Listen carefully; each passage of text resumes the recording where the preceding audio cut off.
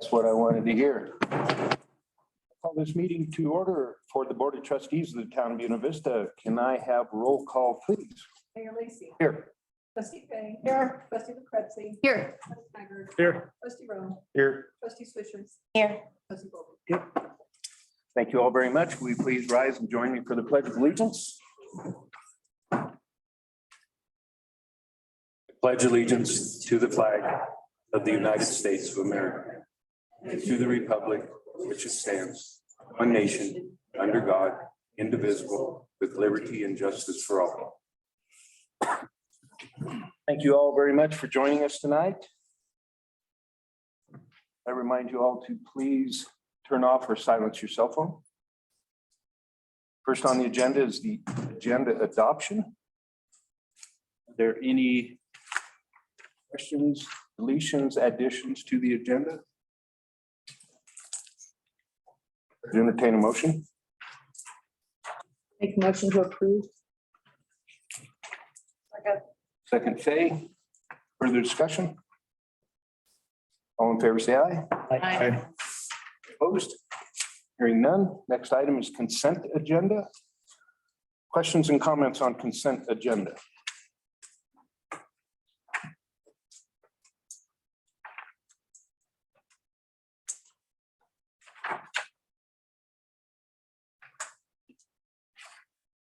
Hearing none, I would entertain a motion.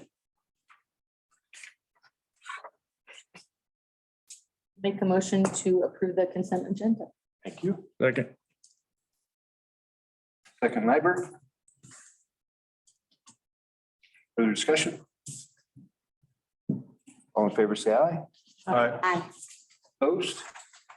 Motion passes. Thank you all very much. Next item is public comments.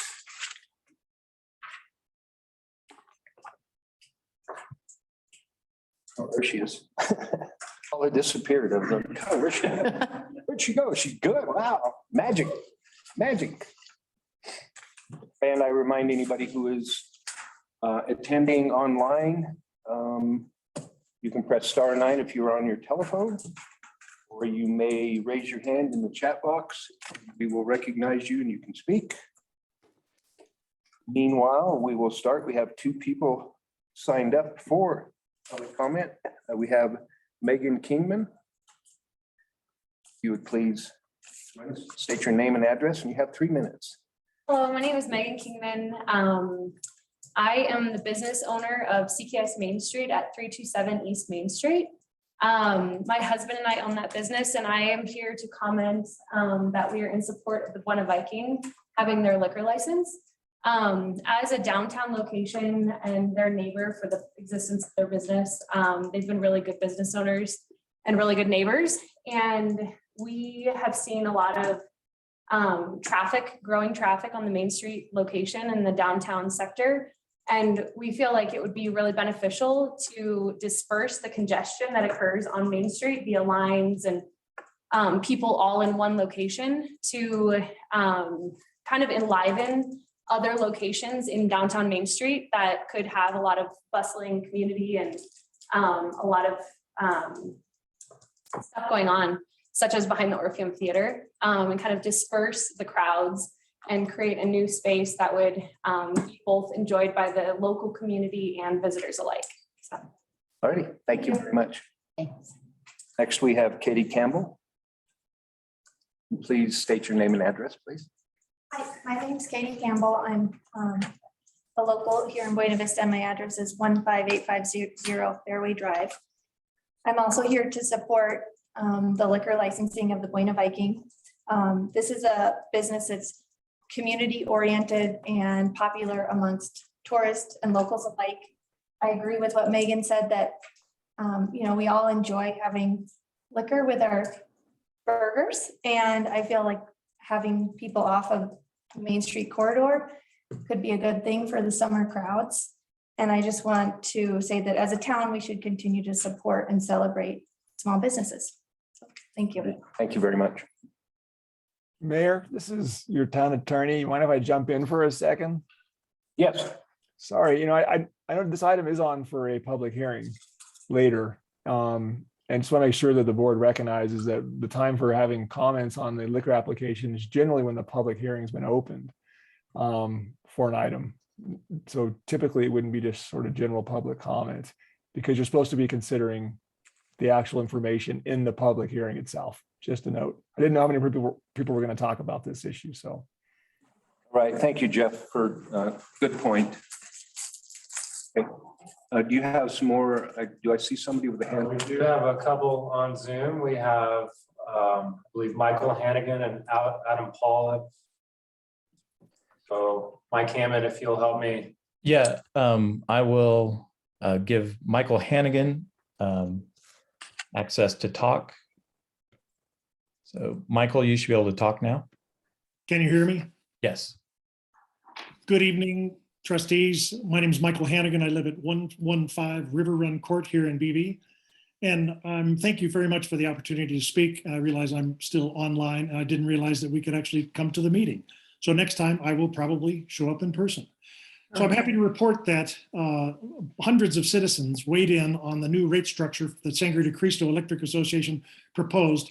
And you probably already know that on February 23rd, the co-op agreed to reconsider their original plan. There's a new citizens group called the Ark Valley Coalition for a Sustainable Energy Future. And it's made a proposal to the Sangre board that they should now include a committee of members to help evaluate different rate plans.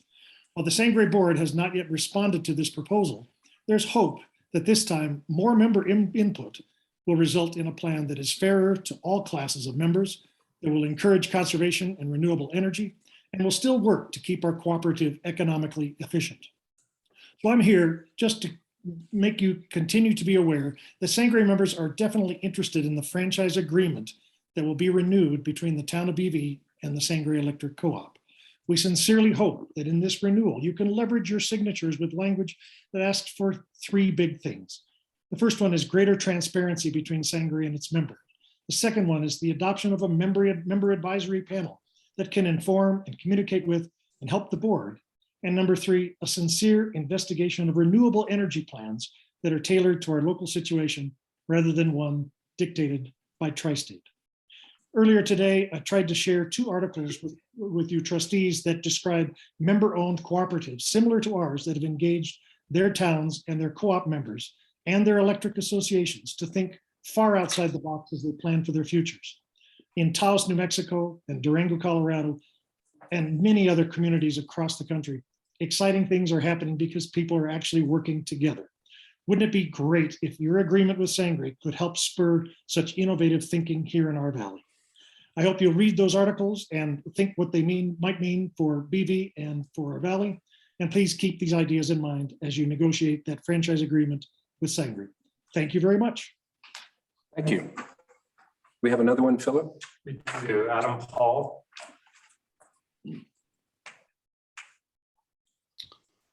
All right, well, good evening. Good evening, Mayor and trustees, town staff.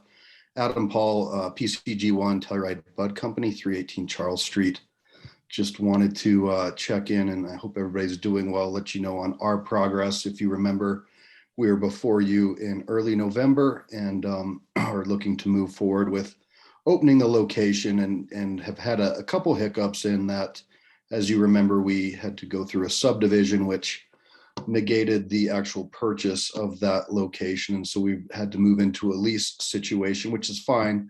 And we are currently working through the subdivision process and finally had the survey crews in town this week to begin to get that all cleaned up for the town and then move forward with any permits and finalization of the list of kind of checklist of things that the town has asked us to do. So I wanted to certainly make myself available. I know this is public comment, so I'm not sure that'll be an opportunity there, but I just want to thank everybody, let you know we're still cranking away. We'll continue to keep the board up to date, as well as the clerk. Paula's been wonderful, and we appreciate working with her and the team at the town in trying to get this done, and look forward to getting it open and serving the community and being part of the community.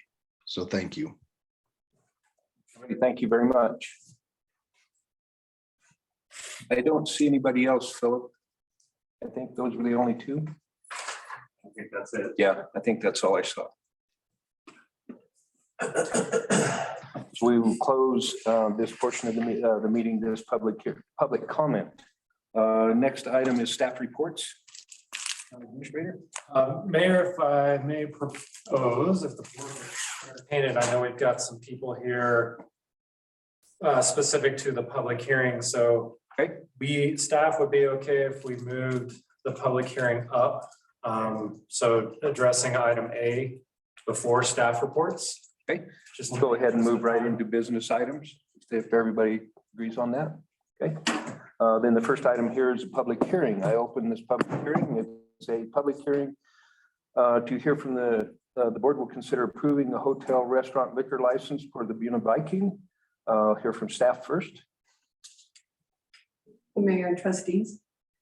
Quick overview of the license application that Anna and Evan Winger, owners of the Buena Viking, has gone through on February 1st, 2022. They submitted their application for concurrent review with the Colorado Department of Liquor Enforcement. The application is complete and the appropriate fees have been paid. The notice of public hearing was published in the Chaffey County Times on Thursday, February 24th, 2022, and posted on the property on February 18th, 2022. Background checks were submitted for Anna and Evan Winger, and satisfactory results were received from the Colorado Bureau of Investigation and the Federal Bureau of Investigation. The Buena Viking will be located behind the Orpheum building. Beverages will be sold out of Suite 140, which joins the patio area and location of the food truck. The premises comply with applicable zoning. The police chief, principal planner, and code enforcement officer have given their approval for the license. Approval from Chaffey County Protection District and Chaffey County Environmental Health are pending pre-operation inspections. Proof of possession of the premises has been provided. The needs and desires petition has been circulated and included with the application. If approved, the liquor license would not appear to be a detriment to the neighborhood and is in compliance with the distance from Avery Parsons Elementary and Chaffey County High School. Staff finds that the application meets requirements outlined in the Colorado Liquor Code and is complete. Therefore, staff recommends that the board conditionally approve the hotel restaurant liquor license as applied for by the Buena Viking LLC, doing business as the Buena Viking, located at 413 East Main Street, Suite 140, with the following conditions: final inspection and approval from Chaffey County Fire Protection District, final inspection and approval from Chaffey County Environmental Health. The town clerk will hold the state and town liquor licenses until all conditions have been met. Okay, thank you very much. Are there any questions for clarifying questions on that? Do you have anything to add, Philip? Yeah. No. Okay. I would like to open this up now. We'll hear from the applicant. If you'd like to make a statement. You state your name and address. My name is Anna Winger. Address is 142 Raymond Lee Drive, Buena Vista, Colorado, 81211. I wrote it out because I babble, but I just want to tell you guys a little bit about our history and where we're getting to this point and how we're getting to this point. But I'd like to thank you guys for considering our liquor license. My husband is Evan Winger. He's at home with our kid. But we opened our food truck in 2017 on the Deerhammer patio with our truck, which we bought off Craigslist out of Western Oklahoma. We've been there the past 5 years and it's been amazing, and we've grown a lot, and it's been hard, and we're very proud of the work we've done in that spot, and we're excited for the growth coming up this summer and beyond. The writing was kind of on the wall at the Deerhammer that they were interested in their own food program, which they are pursuing, and we had the opportunity to buy a lot on Main Street, so we took that jump this past year, and we just wanted to solidify our spot in Buena Vista. As you guys know, all these lots are being bought up and built on, so it's kind of a now or never thing. We're deep in the process of building a brick and mortar on lot 11, 418 East Main Street. Our current lease was not renewed at Deerhammer, so we started looking elsewhere. We needed basically a year probably, and we met Mike Thurman, who just bought the Orpheum, who has great vision and plans, and we've been working with him for the past 6 months to create the patio experience behind the Orpheum. Our hope is to serve alcohol out of the brick and mortar of the old lawyer's office facing south. Evan and I have been in the food and beverage and hospitality industry for over 20 years, a lot of those years in this town. All of our bartenders will be tips approved. We run a really tight operation. And our previous 3 years getting upwards of 300 burgers out a day out of a small truck has educated us in the importance of systems training and efficiency. We also know that being able to provide a drink with our food is pretty imperative to our success moving forward. I'd like to talk a little bit about just ADA stuff. Just to put it out there, Mike Thurman is aiming to build one of the best patios in town. He's worked extensively with the town to communicate and follow code, and has made ADA compliance on the patio a priority from day one. He's spending about $18,000 on plastic grids that will fill with gravel and make it ADA compliant and solve our drainage issues. 20% of our tables will be ADA compliant. We will have 2 handicap parking spots, and we will have an ADA porta potty that is wide enough for a wheelchair that will be cleaned twice a week. It seems to be leaps and bounds beyond any other spot we've been to, and we really are looking forward to having one of the most accessible patios in town. We hope to transfer to this license to our brick and mortar in summer of 2023 or 24, depending how quickly that all goes. So thank you for considering it, and please let me know if you have any questions. Any questions for the applicant? Yes, go ahead, Gina.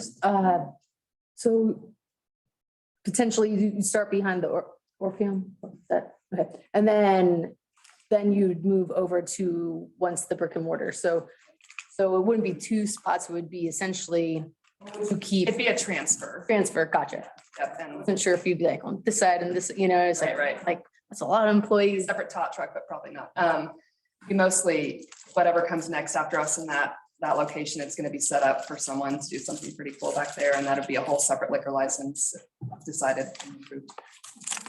Thank you. Any other questions?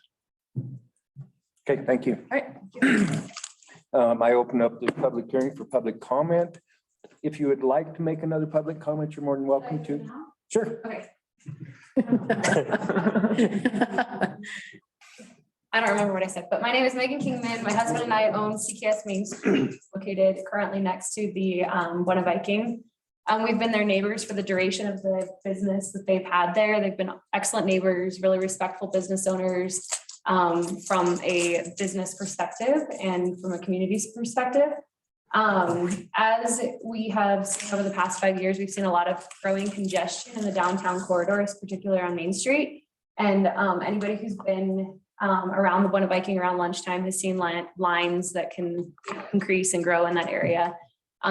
So what we're looking forward to is having that food truck move into a new location and be able to activate some open spaces that are kind of dead zones in our downtown currently and disperse some of that congestion into new locations, creating vibrance and economy in a place that otherwise wasn't used.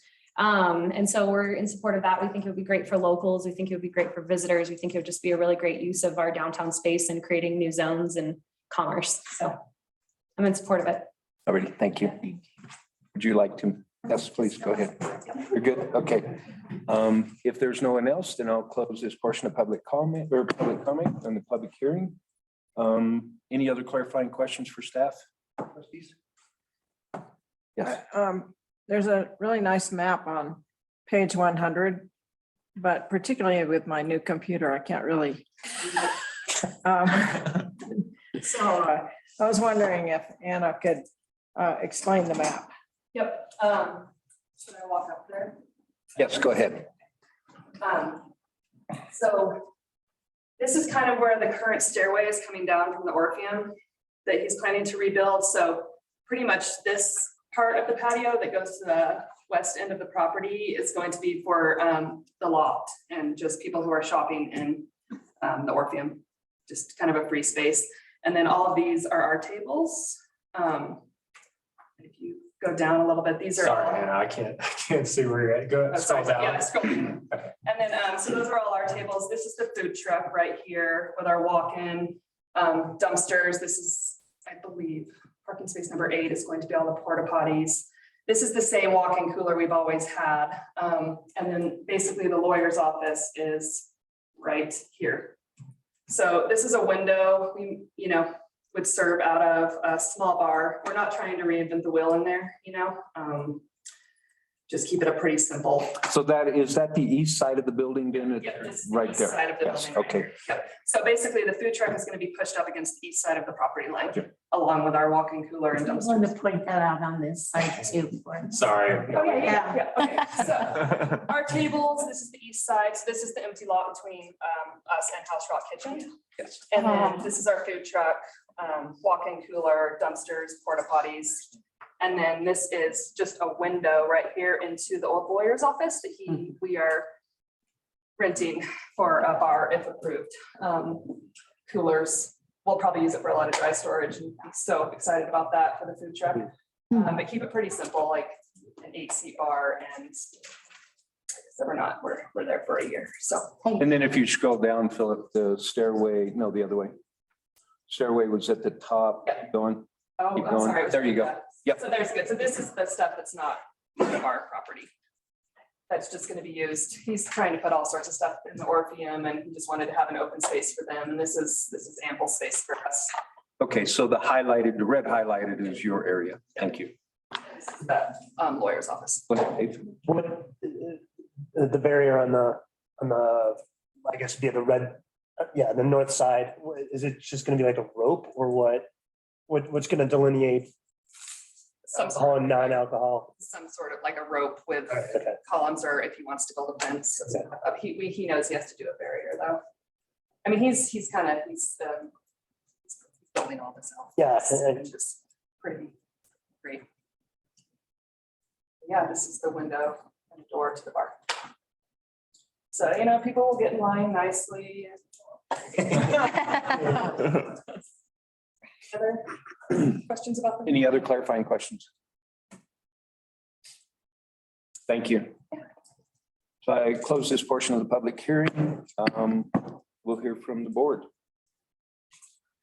Comments? Motion? I'll make a motion, we approve. Conditionally? Yes. Thank you very much. Second. We have a second. Volpe, I'm sorry, he beat you. Roll call vote, please. Trustee Fay. Yes. Trustee Lucrezi. Yes. Trustee Nyberg. Yes. Trustee Rowe. Yes. Trustee Swisher. Yes. Trustee Volpe. Yes. Thank you all very much. Thank you guys so much. Appreciate it. It's going to work great. Yeah. It's gonna work great. I appreciate it. Thanks for the support. Now trustee, let's just go to trustee staff call. Okay, I tried. Well, thanks for considering the reorder there. I know how everybody loves to hear my admin report, but I figured, not everybody needs to stay here. So page 78 is my administrator report. A couple of key dates on what I have highlighted. We have confirmed this Saturday, we'll have our strategic planning session at the airport, starting at 9 a.m. Really? We, people that are late do push-ups, so it's the thing. So, No. Just don't show. Really? What are you gonna do to us? Yeah, what are we gonna do? Fire you? I'm sorry, that wasn't nice. And then the other thing that has been confirmed since we last met is the county is going to host the next intergovernmental meeting on Wednesday, March 30th at the Chaffey County Fairgrounds. So we've already been kind of communicating that and getting our SVP maybe on that. Okay, I haven't seen it yet. Okay. We'll make sure we're communicating. No worries, no worries. We're up. That's the end of the month, correct? It is. Let's change the size of it. I just found it.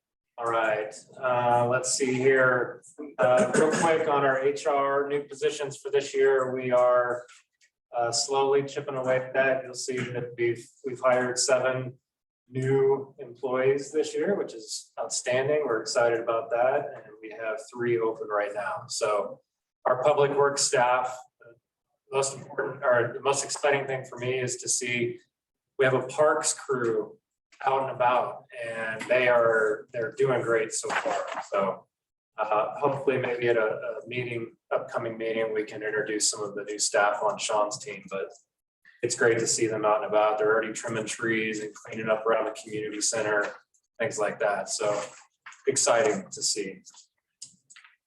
Let's see. I'm going to come back to the pickleball River Park trail projects. Bane is on with us tonight. I'm going to have him give you a quick update on another grant we're pursuing, but I'll come back to that in just a moment. We have received, the administrators have received a report from the Chaffey Housing Authority on some of their analysis and thoughts around a ballot question for this November related to a tax dedicated to funding the Chaffey Housing Authority. This is critical, as we've discussed, about the future of getting more affordable housing units, attainable housing units in BV and in the county. So we're looking at a work session, probably as early as next meeting, because we have to keep moving this ahead to have enough time to get the ballot question ironed out, especially when you consider that BV has to consider it, think about it, approve it, the county and Salida. So there's a lot of work to be done through that process. But if the Chafee Housing Authority wants to bring a ballot question, they do need the support of the elected officials from those three entities. So excited to bring that to you all here shortly in a work session. And then a plug for the next community meeting for our rodeo grounds master planning process. That will be March 15th here at the community center from 5 to 8. So continuing that public process for a report comes back to you all with kind of the final recommendation of the master plan. Let's see here. I wanted to take just a quick moment to recognize a pretty huge milestone. We did get the DOLA grant, energy impact grant, submitted on time for our new police station remodel project. So as the board approved by resolution, we've applied for a $600,000 grant. And I want to thank Joseph Teibel for leading that project for us. And a lot that's gone into that to get us to this point, to have some pricing and all of the content that went into that grant application. So fingers crossed. Christy Dune, our DOLA regional rep, has acknowledged they've received it. They're excited, and we can't wait to show off and plug this project. I don't know if that's going to be a site visit here in BV or if we go present to DOLA. Either way, we're ready, and I think we got a really solid application in for that. And let's see, water rate study. So work session last meeting, you all saw the findings and the presentation of the water rate study. That is something that's before you tonight to accept that water rate study. So we'll talk more about that shortly. But you'll see in there that we are ready and prepared to start more of a public outreach about what's coming. And but we've got a few steps to complete with you all before we're ready to do that. So we'll talk a little bit more about that tonight. And now I will jump back up and talk a little bit about our recreation capital projects and some thoughts around next steps there. So let's see, Shane, are you on? Yes, I'm here. All right, I'll turn it over to you. Great. Good evening, Mayor, trustees. So as you guys know from the last meeting I was on for my report, we did not get our grant funding from the Land and Water Conservation Fund and the Colorado Parks and Wildlife grants that we applied for. And those were the grants to fund the pickleball facility, the in-town trails and single track through the disc golf course projects, as well as the CPW grant to fund the Whipple Bridge replacement and trail repair and expansion and closing social trails, building sustainable routes to the river. Those projects did not get funded by Parks and Wildlife. So after we got that news, kind of talked with Earl and Philip, and we all kind of agreed that the highest priority project of those was the Whipple Bridge and Trail project specifically, just because that is a current facility in need of repair rather than kind of expanding and building new facilities with the other projects. So we reached out to our local grant resource, Dan Omasta, who works for GoCo, and he mentioned to us Chafee Common Ground as a potential funding source. They have a recreation impact project grant that are for the execution of projects to protect landscape and watershed health from the negative impacts resulting from outdoor recreation use. So the pre-application for this grant was due February 25th. That was about a week after we found out that the grant existed and that we were a good project for it. So we put in a pre-application. Our pre-application was approved. And now we have until March 25th to submit a full application. So, popping into this Board of Trustees meeting because, that grant is actually going to be due before the next one in my next report. Comments from our pre-application stated that our full application should focus on the impacts to watershed, really highlight that portion of the project. And we're also encouraged to emphasize how that project is a high priority in the Chaffey County Rec Master Plan and how the project is located in the community concentration zone, where the highest level of recreation happens in the town of BV. However, with this grant through Chaffey Common Ground, they mentioned that the bridge decking replacement is not within scope of what they typically fund.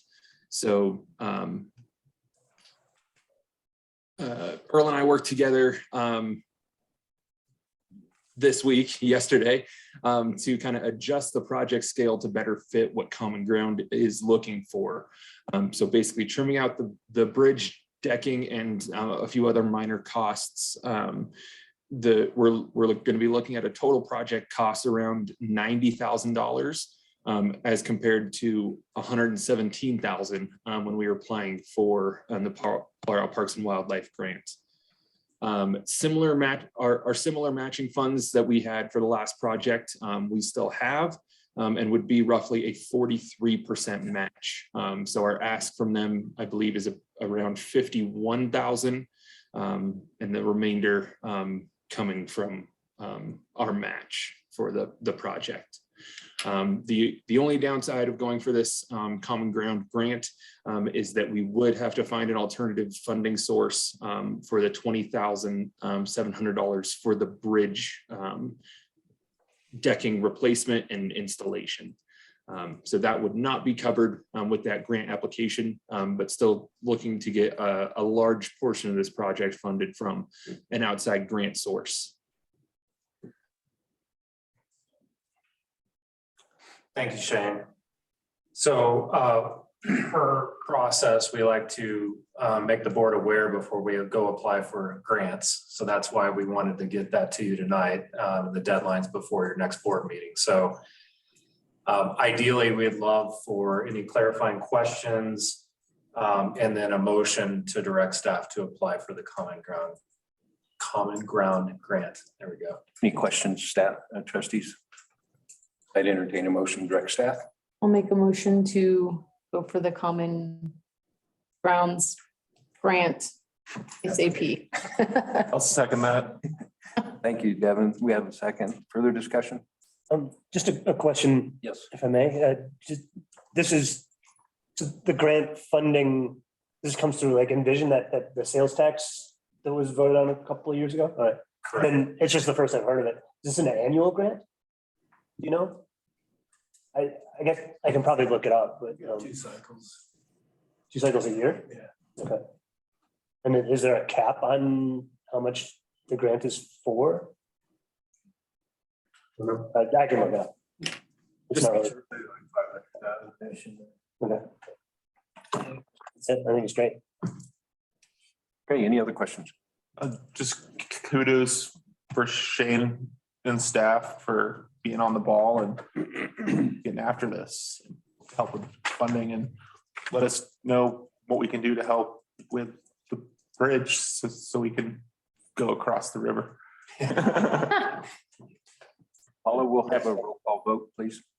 Trustee Fay. Yes. Trustee LaCretzi. Yes. Trustee Nyberg. Yes. Trustee Rowe. Yes. Trustee Swisher. Yes. Trustee Wilson. Yes. Thank you. Anything? That concludes my report unless there's any other questions. Any other questions for Philip? Before we move on to the next one, I just wanted to recognize the group of gentlemen that are over here that joined us tonight. If you would, please, go ahead and walk over to the podium real quick. What are we doing? Good question. We didn't have anything else to do. No, just, my name's Kev Heinitz. I don't live in the town. But I'm the scoutmaster for Troop 67. They're all here completing a requirement for communication merit badge, which is an Eagle required merit badge. They're here really trying to just work on their listening skills and trying to see any really, yeah, just working on their listening skills and trying to we're going to talk about one of the topics and show the pros and cons and see who sold it the best. Didn't really have too much of that today, but I'll direct them. So we'll be all right. Yeah, I was going to say there will be a test, and there is going to be a test. Yeah. Okay. They're taking notes. There you go. And drawing pictures. Yeah. Thank you for joining us tonight. Yeah. Thank you, guys. I was a Boy Scout and I had that communications badge as well. Way back. Okay, next would be Town Treasurer Michelle. Thank you, Mayor, trustees. My memo is on page 83 of the packet, and I believe Philip has it up on the screen. It's pretty basic this time with URLs for different websites that you may be interested in. The town checking account information, and then checks over $2,000. And I would take questions if you have any. Any questions for Michelle? Hearing none. You're off easy tonight. Yeah, pretty basic. Which is Thank good. you, It's been a Michelle. rough week. Next would be Chief. Thank you. Good evening, Mayor. Good evening, Board. Also, hi to Troop 67. The Police Department flagpole over here was donated by Troop 67, so that's great. My report, I'll just go through it real briefly here. We received our optics for our rifles from the JAG grant, and we've got those installed, and our firearms team, Shane Garcia and Elijah Brito, are starting to train us on those. And then we just received the check from the JAG grant today, so that should be in the relay for Michelle. So we're excited about that. We had our second round of ground fighting training last Wednesday. So that wraps us up for ground fighting for the year as one of our arrest control disciplines. It went really well. Now that we're fully staffed, we have Amber Lee going from a patrol officer position to a full-time investigator. And that's going to be really helpful. She can handle some of the bigger cases and dedicate herself to some of the more complicated follow-up, like search warrants and things. And that will free up the patrol guys to focus more on the street activities. So we're really excited about that. Investigations is where Amber's heart is, and she's really good at that. She's got a lot of training and a lot of skills in that area. So that's really going to help our department. Let's see here. Talks about a couple other field training issues. Officer Fraser, he finished up his field training, and then we have two more still in the process, and it describes the process there. And then just a shout out to our field training officers. That's a really hefty responsibility. It's a lot of extra duty to go out and handle calls with a trainee. Some of the calls are pretty complex, and it takes quite a bit of extra time to make sure that the officers are trained properly and are getting the skills and experience they need. So it's really hard work. Sergeant Adair is the field training coordinator, and then see Officer Mitchell and Officer Marusars are field training officers. And we're hoping to send Officer Brito to a field training officer school here sometime this year. Just the last couple things. I started a physical ability challenge for the department this year. I wanted to make fitness a goal. I think police officers should be fit, and there's a lot of duties that we have that require a good degree of physical fitness. And none of us were really where we wanted to be, so we figured this would be a way of helping us to get there. I really appreciate Philip and the town. We kind of as a motivator for the challenge, there's a monetary bonus for officers who pass the challenge. And we coordinated with Marcus Trustee and Peak Fitness. Really want to thank them for helping us develop the challenge. We did a lot of study. We talked to Mr. Parker about some of the legal issues. And then we looked at some of the challenges like LAPD and Colorado Springs and things like that used. So they'd be job specific. And 7 of the 12 officers passed it. So those officers will get a monetary bonus. And those that didn't, they have access to Peak Fitness to get some tools and things to help them succeed the next time and just improve on their fitness. So we're really excited about that. And lastly, I wanted to acknowledge Officer Jake England. He had a call in February where he had to employ some life-saving techniques for somebody who was injured pretty severely. We submitted that to our awards committee. We have a policy about that. The awards committee looked at that incident today and they unanimously agreed he should receive the Lifesaver Medal. I also spoke with EMS who was on the call with them, and they concurred that his actions saved the citizen's life. So I'm very happy and honored to say that at our next team meeting next Wednesday, we'll be giving Officer Jake England the Buena Vista Police Lifesavers Medal. That's all I have. That's quite a bit, Dean. We really appreciate that. And we, it's a feel-good moment to hear about who's out there working for us and watching over the citizens. I mean, it's a feel-good moment. That's a good thing. Thank you. Next, we have Fire Chief Bertram.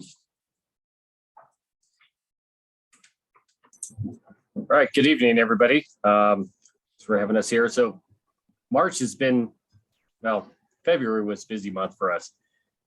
Seems like when we have a very busy month, then our report is a little bit shorter. But anyways, on the inspection plan and review side of things,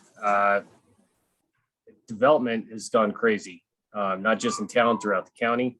This kept both of our inspectors very busy. We've been working closely with the Division of Fire Prevention Control for development of our inspectors, as well as assistance on certain issues. One of the things we're working on across the county, also with Salida Fire in Salida, is some alarm issues that we found. And so we're working to correct that throughout the area. Both of our inspectors, Kira and Michelle, have attended a week-long inspector prep course in Denver. They're going to be testing for their Fire Inspector 1 and 2 qualifications. Once we get those on board, it'll be great because we'll have multiple Inspector 1 and 2 qualified inspectors in the county.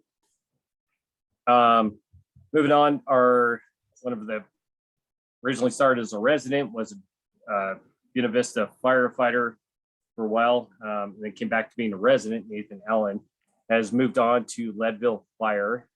They're bringing him on as the lead resident and basically next in line for career position. So that's great to see the progression through there. So he'll be set up for success there. With his absence, we brought on a new resident firefighter. He's jumping right into Firefighter 1 Academy and going to be moving on through that. As far as our training academies, we've concluded our Firefighter 1 Academy. We've had 4 people pass our hazmat operations portion of it, and now we're moving into the Firefighter 1,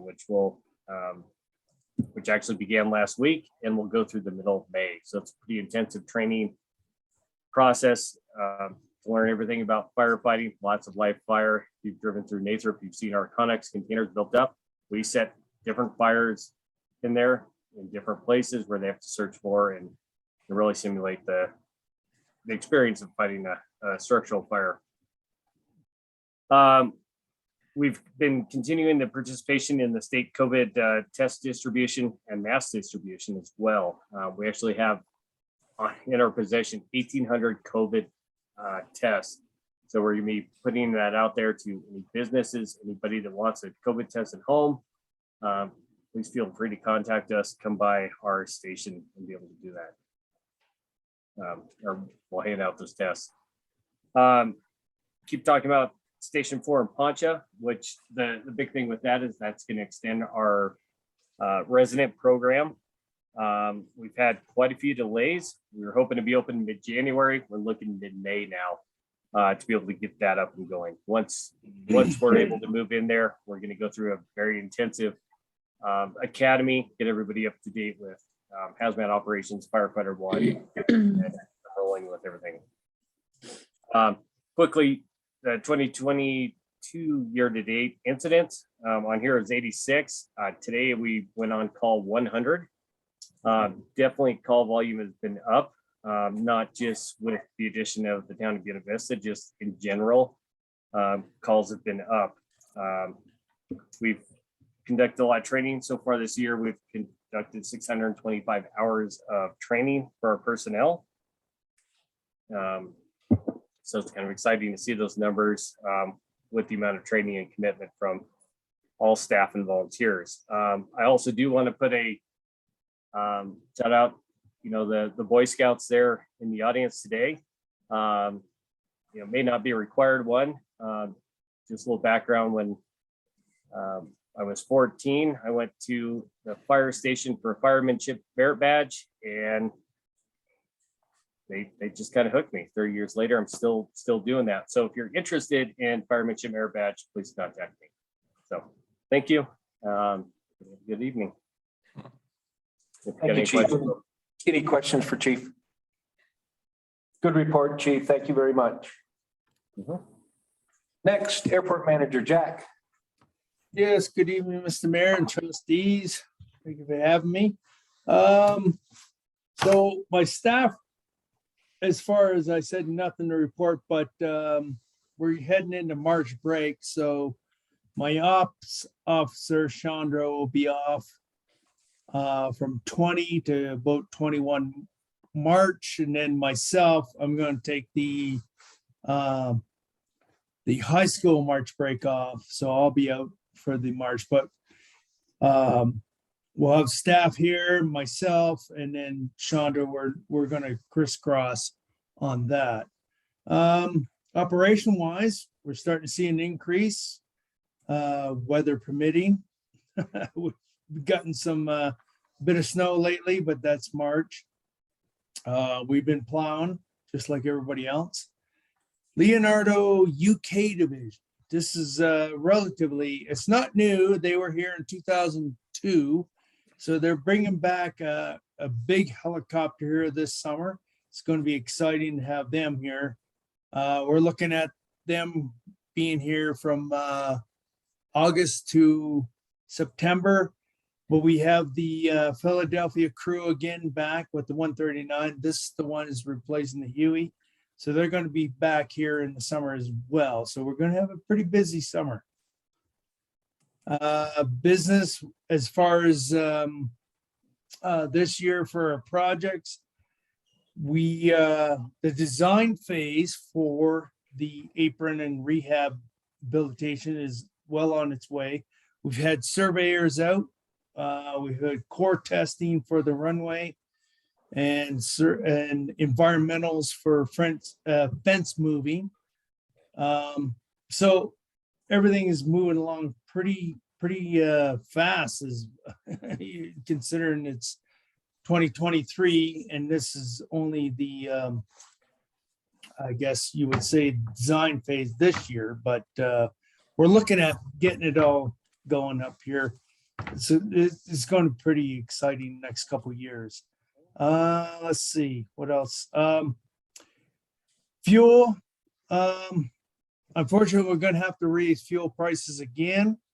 And if you think back when we did the year-end report, you can see the matrix, and we're going to have to raise up the fuel prices, and then you can see what we're going to do.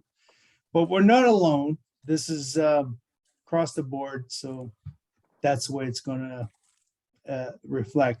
So we have our ops report here in the table.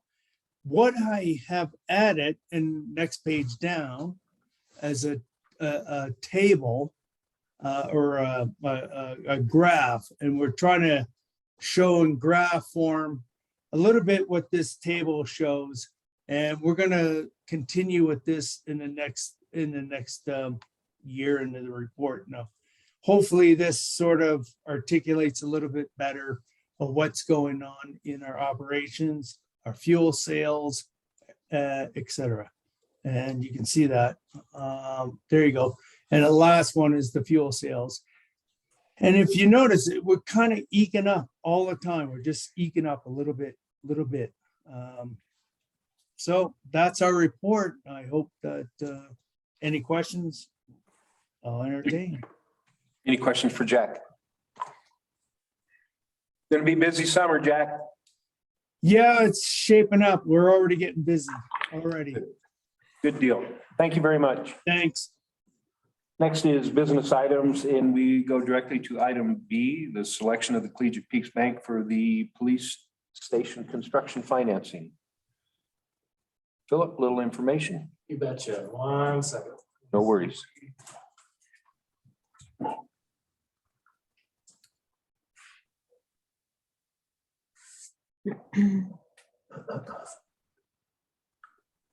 Forgot we already got item A out of the way, so I thought I had more time. Right, so, okay. We do have a representative from Collegiate Peaks Bank if there's any specific questions that come up about the financing terms, but yeah, another exciting milestone towards our new police station. This has to do with our financing of the project. And as we've discussed over the last year and a half, our approach to that for the bulk of the cost is a financing option that's referred to as certificates of participation. It's also sometimes referred to as a direct lease. But in essence, this is the financing of roughly $2.5 to $3 million of the construction of the project, in addition to some of the other funding sources that we've identified, including the DOLA grant and money from our fund balance. And we've contracted with Stiefel, which the board met last summer in a work session to understand the certificates of participation process and get to know their team a little bit. But they've guided us through this process, and they helped us get an RFP, a request for bids process during the month of February. And so you'll see the description there. With this, we had a deadline that because we needed these bid proposals back to support our DOLA application, to show that we qualify. We have proposals back from various banks for this amount of money. So that was the February 11th to February 24th process. And we did receive five complete proposals. And you'll see that in the memo. I'm happy to answer any questions about that. But one of the key components that came into play here is in our procurement policy, which the board updated last, I believe, in 2018.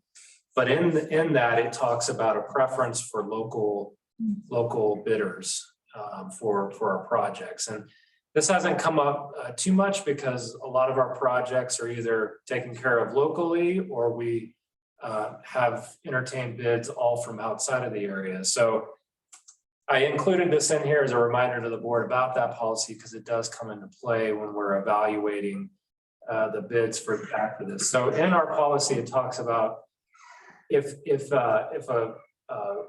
the company that's bidding resides within the limits of Chaffee County, there's a 2% preference. And then if they reside within the town of Buena Vista, there's an additional 2% preference. So you will see that on the eye chart that I included for you all here. But as a summary of of the terms and the proposals that came back from the banks here. You'll see that Collegiate Peaks was our local bank that did respond. And so you will see out here just how that procurement policy, the preference plays in. And so I just, for your reference, I included what the 2% looks like just for within the county. And then they do have a location here in the town. So you'll see the additional 2% or a total of 4% preference, and then what that does when evaluating the total cost compared to the other bids.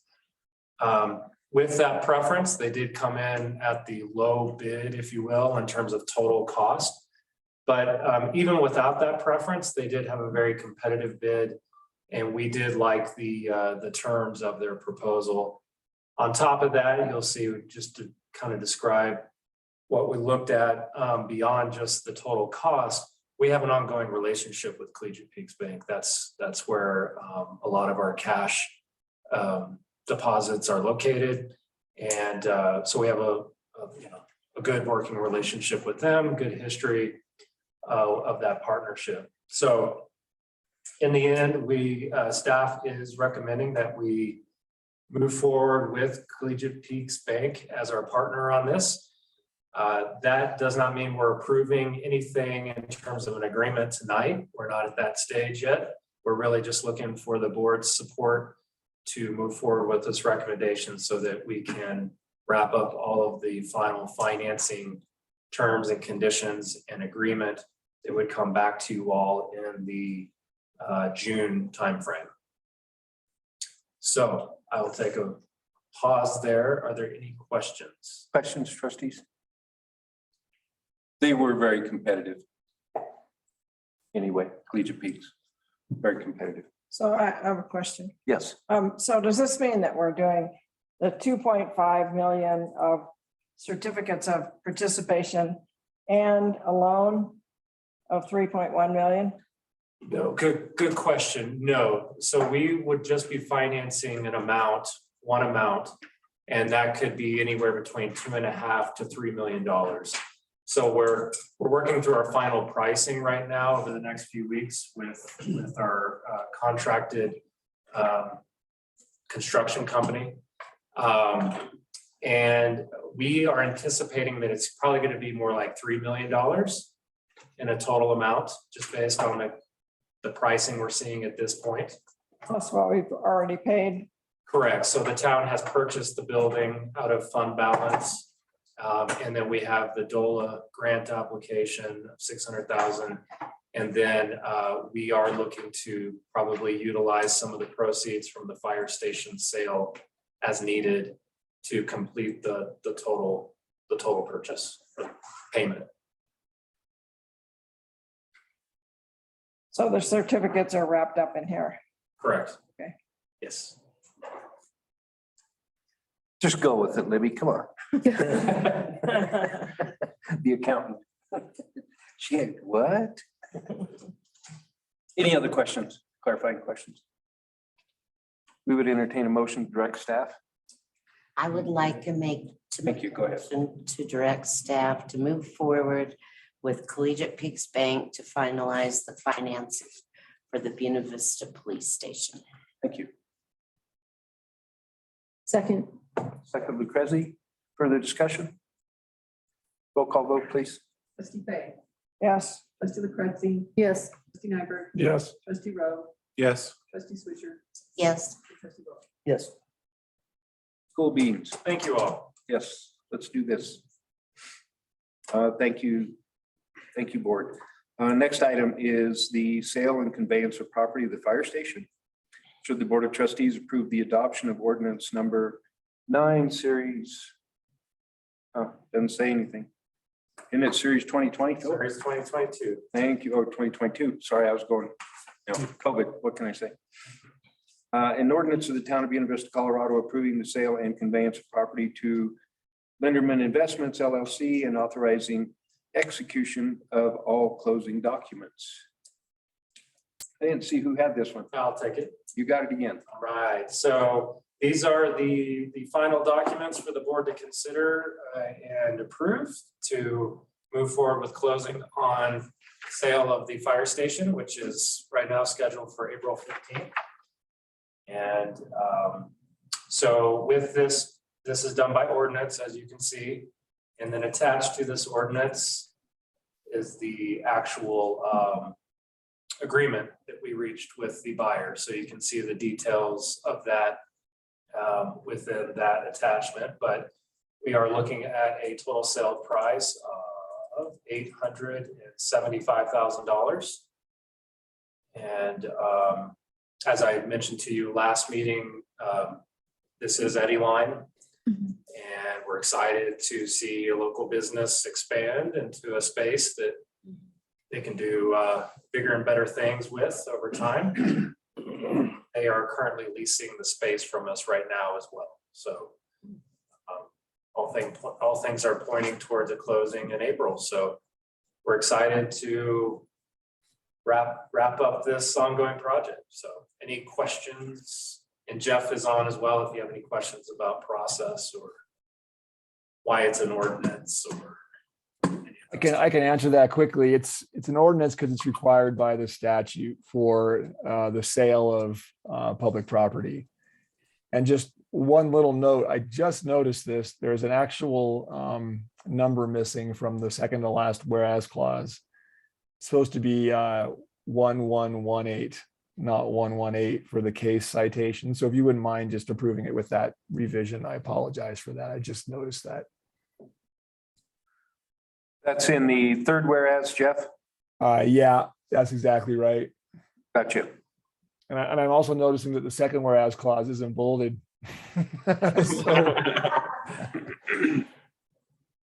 my apologies for those two little errors. Okay, so I would entertain, or any questions, trustees? I would entertain a motion as amended. I would move to adopt ordinance number 99 or 99, number 9 as amended. Thank you. Second. Second, Swisher. Just slow. Busy trying to find that whereas. You missed it, huh?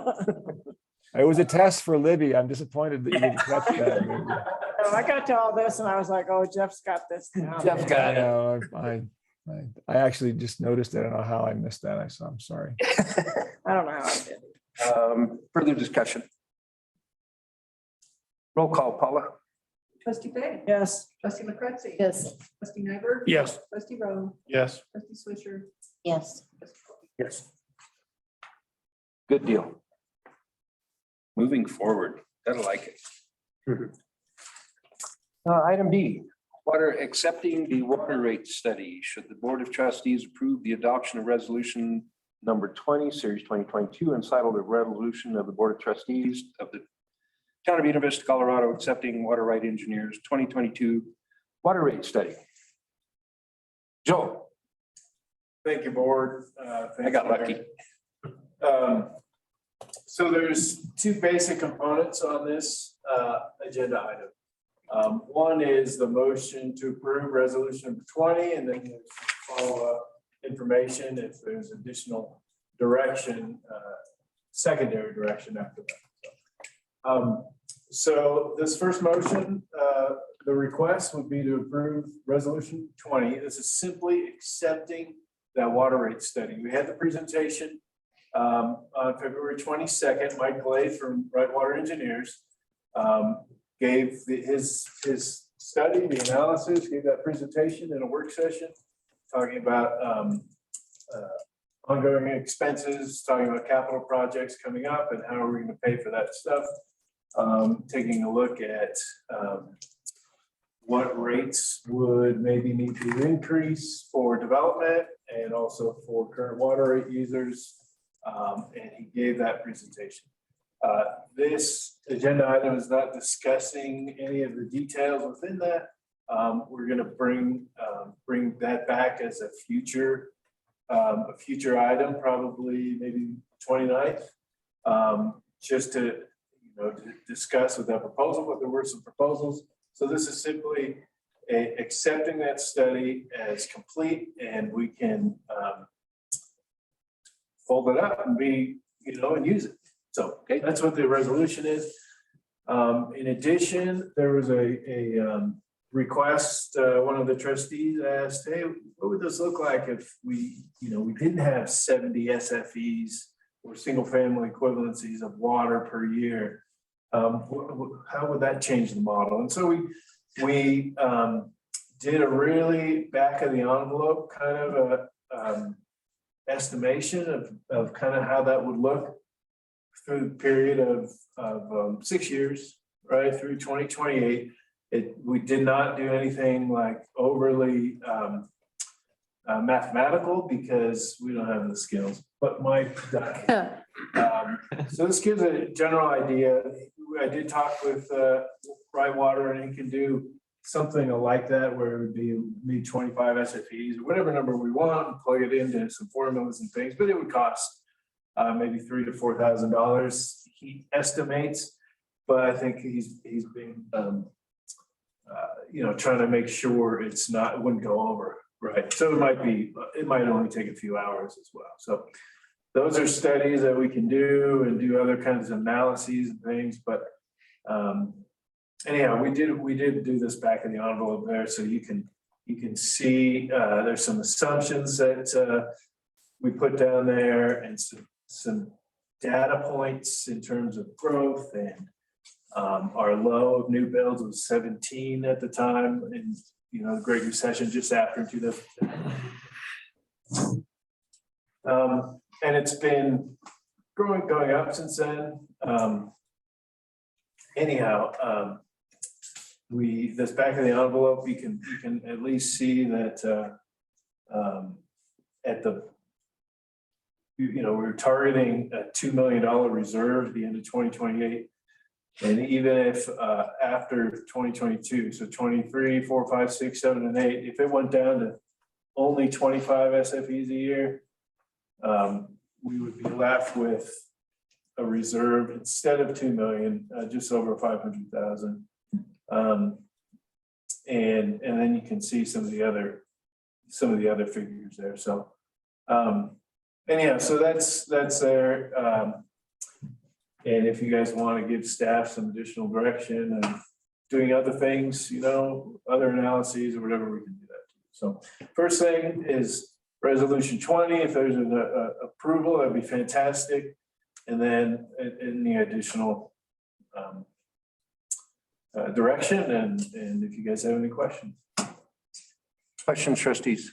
Obviously, Joel's making it clear that we are accepting the water rate study. That is the initial concept right now. Then if we have any other questions or directions, we can direct staff to move and bring in some more information if we want to. But right now, what's on the table in front of you is accepting that water rate study as presented. So I would make a motion to accept the water rights study. Thank you. Water rate. I'll second study. that. Second phase. Wow, she snuck in on me. Further discussion. Roll call, please, Paula. Trustee Bay? Yes. Trustee LaCretzi? Yes. Trustee Nyberg? Yes. Trustee Rowe? Yes. Trustee Swisher? Yes. Trustee Wilkie? Yes. That being said, is there any other questions that you might have for staff on that study or any other direction that you? And I appreciate you bringing that up, Joel. Yeah, thank you for doing that. I mean, it's an impact. Oh, yeah. Definitely an impact. So it's a good question. I think one of the key things that we took out of the study was the recommendation to review it on an annual basis. Yeah. And I think that's an important step, especially if we start to see a change in the trends and things like that. Put that out there, right? I mean, I'm not saying, but it slipped through the cracks, intermittently. And so it'd be good to make sure it's an agenda item that we get it on annually and go through it. Yeah, very much so. Thank you very much, Joe. Next is basically on the same subject. Item E, reserving single-family equivalency units of water. Should the Board of Trustees approve adoption of resolution number 21, series 2022, entitled a resolution of the Board of Trustees of the County of Buena Vista, Colorado, reserving single-family equivalency units of water to specific areas of town and placing a portfolio reserve on single-family equivalency units of water in use. Who wrote that? The town apostrophe. Okay. Well, I'll start. So thank you again. So, we had that water work session on February 8th, where we discussed kind of the water portfolio, what our water supply is, what development we're kind of facing, and some just kind of situational conversation that we had regarding our water supply. And part of that, there was some conversation about, there wasn't a vote because it was a work session, but there was direction to say, hey, let's take a look at taking a certain amount of SFEs. As you recall, that's a single family equivalency, which is equivalent to a 3/4 inch meter, water meter, or what a normal family with a little yard would. So let's take a certain amount of SFEs from our dry year water supply, which is currently 2,511 SFEs. I say currently because things can change, right, over time. But that's the math. Let's take a certain amount and set it aside for two things is what we heard. One, for the Cardinal Street development, which is the town property down here where the old baseball field is, that we're looking to convert it to work with a builder to get some housing, okay, workforce housing and things, and childcare. And two, let's take some of that SFEs of our remaining and set it for quote unquote infill. And so, so we've created this resolution that kind of helps define some of that. And I'll go into that in just a second. In addition, there was a thought of, hey, let's take of that 2,511 SFEs, let's put a little reserve, a little buffer in there. So we don't use all that water up, and let's just put a little buffer. And so those three things, the staff kind of worked, played with some of those numbers and came up with an idea. All right. And so first, the Carbonate Street project, it was planning staff said, hey, it's going to be 55 SFEs, and that will be flexible. So once the project is actually designed and developed, but that was 55 SFEs. So we set that aside. The second is this infill, and we define infill.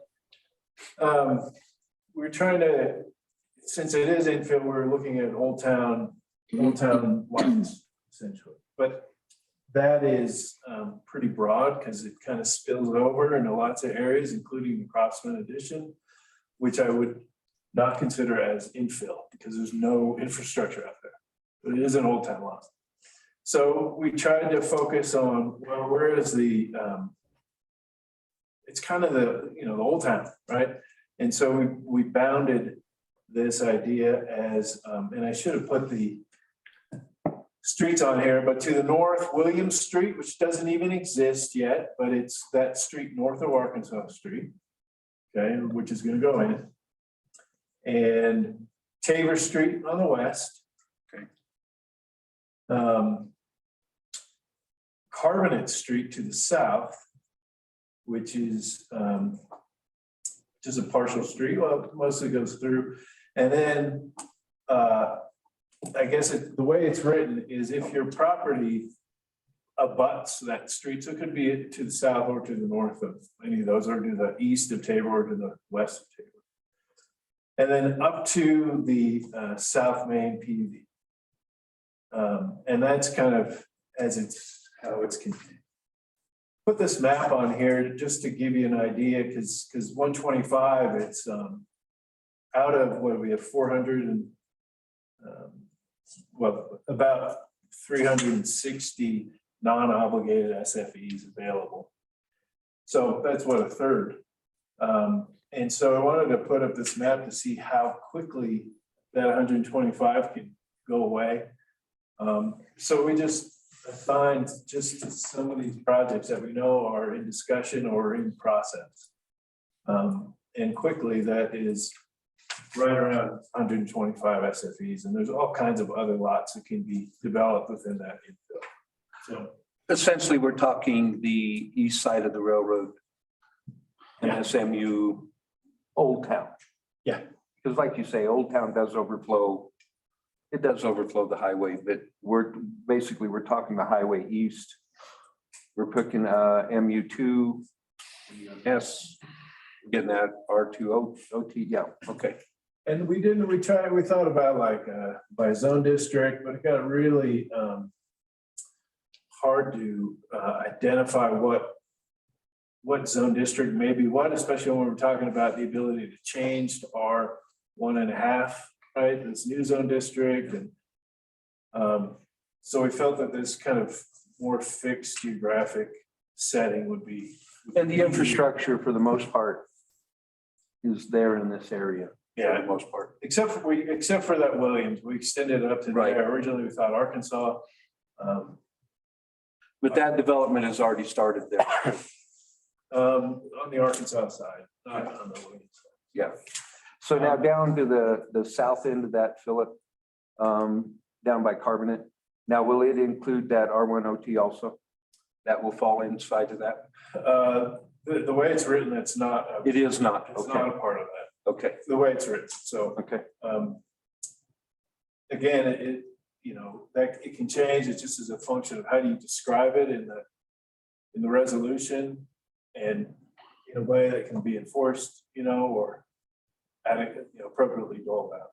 So those are the SFEs, and then the other component was the buffer, the dry year SFEs setting that aside. So we put down a 1% reserve. Keep in mind that this is that 2511 is on a 7-day average peak demand.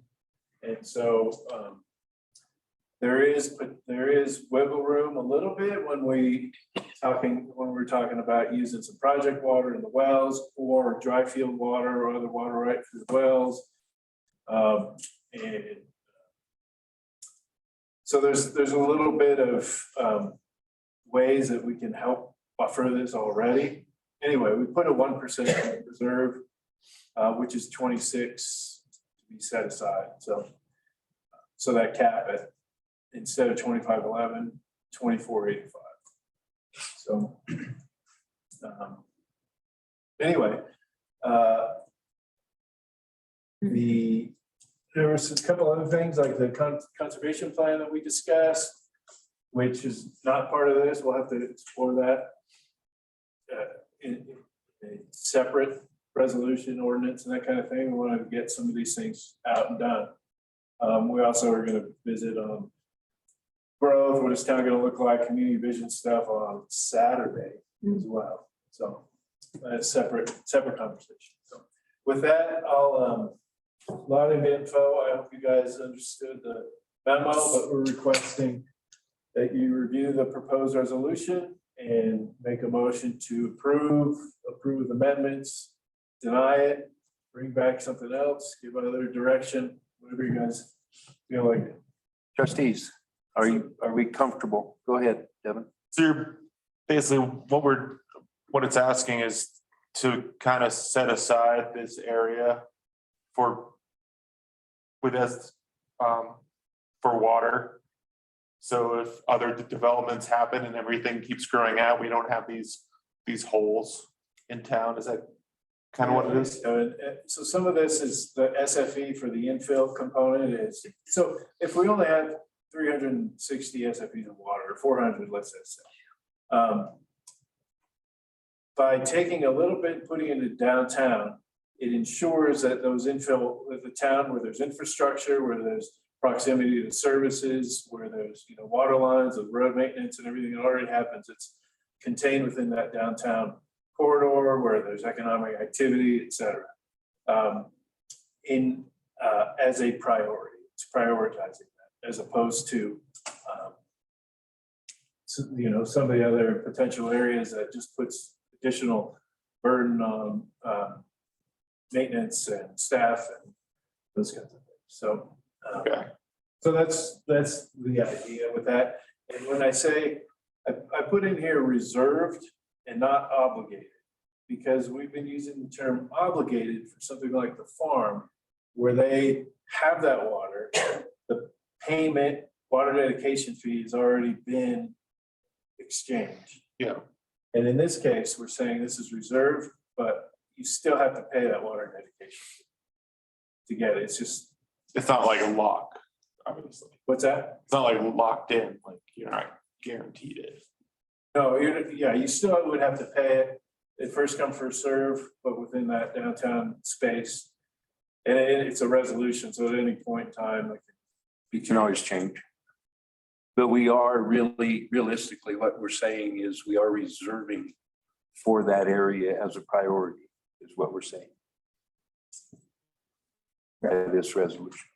Libby, you had some. So on your map, the 20 SFEs that are in the lower right-hand corner, they're just north of Carbonate. Those are not the same as the 55, are they? no, that's just, just to illustrate, like, that's a large chunk of land that has not been subdivided, but could be. That's easily 20 SFEs. So that one isn't even planted yet then? Oh, it is not? Yeah, it's really just to show you like how where 125 SFEs could go really quickly. And there again, what we're looking at is where's infrastructure and where's the cheapest, when we go back to the smart cities concept that we look at, those are the areas you want to develop if you can, because it's the easiest, cheapest infill, just the easiest way to go. Is everybody comfortable with some of the numbers? Is there anything that you question about what we're going to leave in the bucket, the 1% reserve? Any other thoughts? More or less? Are you comfortable with that number? It's not much. It doesn't sound like a lot, but it is. But it is. But it is. It doesn't sound like a lot, but it is. So I think it's. And you took dry year numbers too, right? We use dry year number. Yeah, which has only happened a few times since the 50s or 70s, right? So, and the way it's worded is in the resolution, it would be if we get more water. It talks about the most recent water resource master plan. So if we bring in another water right, we have to do a new plan, but then that would be that 1% of whatever that. It could, yeah, exactly. It would adjust with it. When we're looking at the map and the number of that they're going to reserve, there's actually a lot more infill lots than that. We're not designating to those specific arrows, so it's not like we're making somebody's property more valuable than somebody else's. The map only is to illustrate how it, a possibility. So 125 didn't seem like a completely random number. It's like, we probably could do 300 there. And good point though, Cindy, you didn't just boost the price for every piece of property in that area. Right. Good point. Yeah, my property isn't even highlighted. Yeah. Fool. Yeah. Any other questions?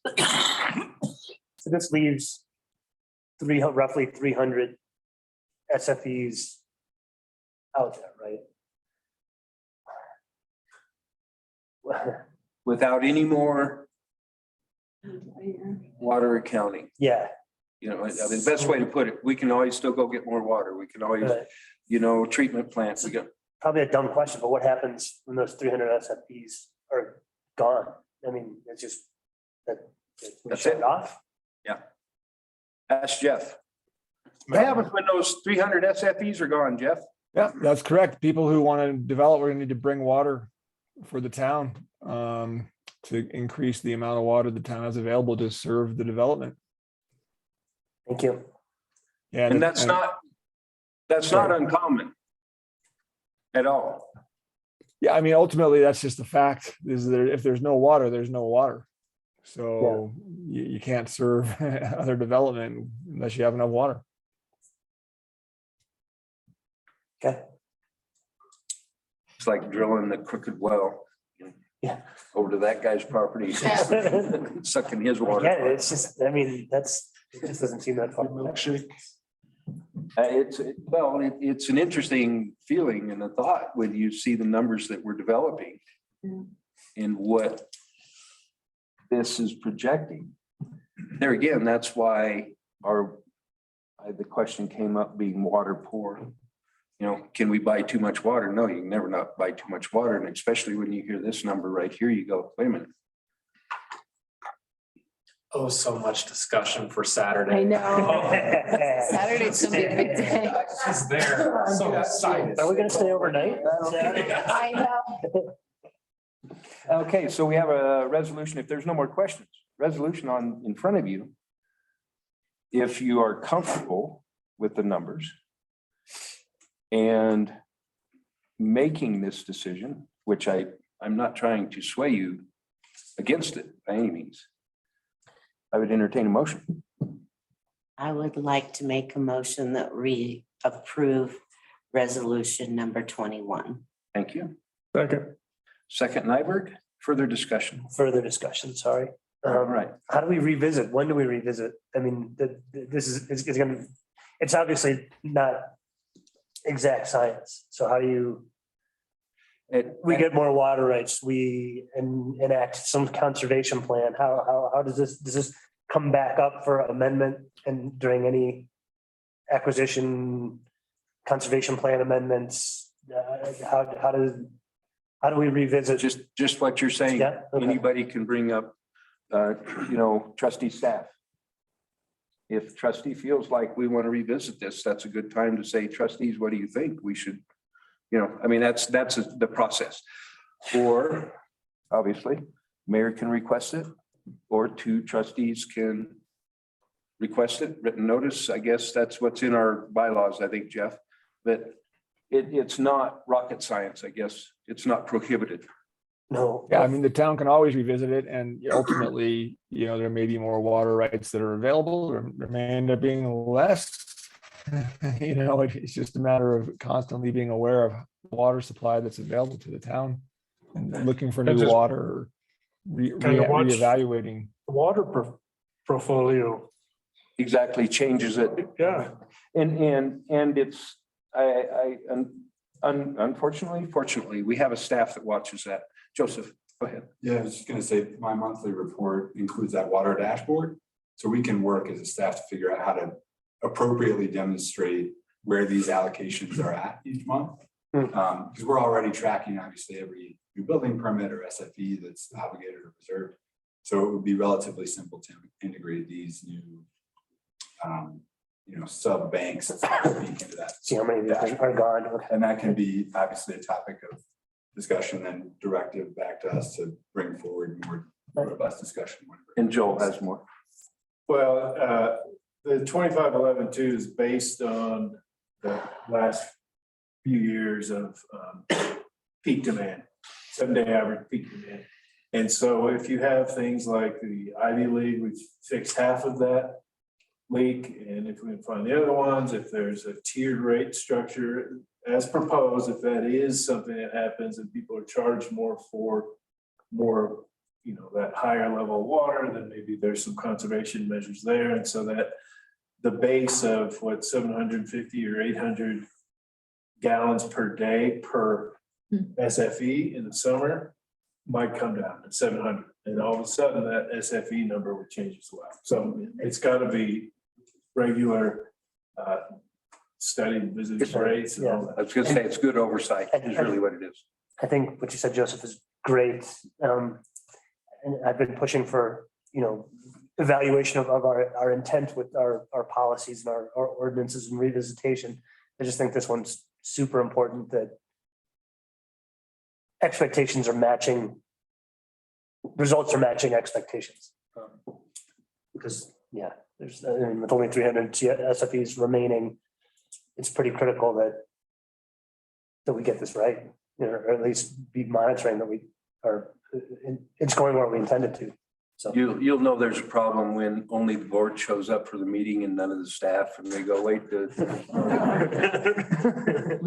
no. And I feel like this kind of, I feel like this kind of resolution will naturally come up if it comes to a point where it's either this or some mythical development that's coming, and I feel like that would be the time that the future board would really sit down and evaluate that, so. Well, I guess, past development has made us very aware. I'll just put it that way. Previously, we knew we had cushion and it was kind of, oh, we're okay, don't worry about it. And then all of a sudden we build 100 homes and we went, oh, but we're still okay. Then all of a sudden we built 80 homes with, we need to, and then there again, we added to our water portfolio, which coincidentally seemed immediately, and it kind of worked, and that's cool. That's something you never want to lose sight of, but this is putting that in front of you, I guess is the way to put it. So we have a motion and a second on the table. Any more discussion? Roll call vote, please. Trustee Fang. Yes. Trustee Kretzy. Yes. Trustee Nyberg. Yes. Trustee Rowe. Yes. Trustee Swisher. Yes. And Trustee Wilkie. yes. Thank you all very much, and thank you very much, staff. Very important stuff. As is this, a survey of the town property. The board will consider authorizing budget amendment to allow for completion of various surveying projects of town-owned property. I don't know, Joseph? Yeah. Oh, God, I'm getting good at this, and it's my last year. Took a while, didn't it? Thank you, Mayor and trustees. I definitely intend for this to be a relatively short presentation, but come before you with a request for a budget modification in order to allow an additional $20,000 to our surveying budget. I've outlined the projects that are before us in the memo, and that starts on page 145. It's up on the screen. So I just wanted to touch briefly on a couple of these. I won't go too in depth. Project one, I should say, is been the subject of previous conversation with you all, and it's related to the Cardinal Street development. This is a vacation of a little triangle of right-of-way, formerly known as Utah Street, just on the south edge of Carbonate Street. It's actually, Philip, if you scroll down and maybe zoom out a tad on that map. Yeah, there we go. So project number one is that little triangle on kind of lower right, where we are working on vacating that right of way. That will come back before you when it's ready for your formal decision. And that would end up being incorporated into the planning for Carbonate Street development. Project number two, we have the opportunity to clean up sort of mismatch between reality and property lines. The reality is that California Street actually is on part of someone's private property right there. And that person, thankfully, is very active and willing to help clean that up. So we are working to survey that and get a process in place for dedicating that portion of that private property to town as a part of California Street. Oh, okay. So cleaning that mismatch up. I'll skip over project three in a moment, come back to it. Project four, as you all are aware, is the subdivision of vacated right of way, formerly East Arkansas Street. So these will become, as you're aware, two lots that you all have given direction to staff to sell and use those proceeds for their priorities. The large project, which is sort of the impetus for this request, is project number three. And I want to just spend a brief moment on this. Philip, if you wouldn't mind zooming in just a tad on that.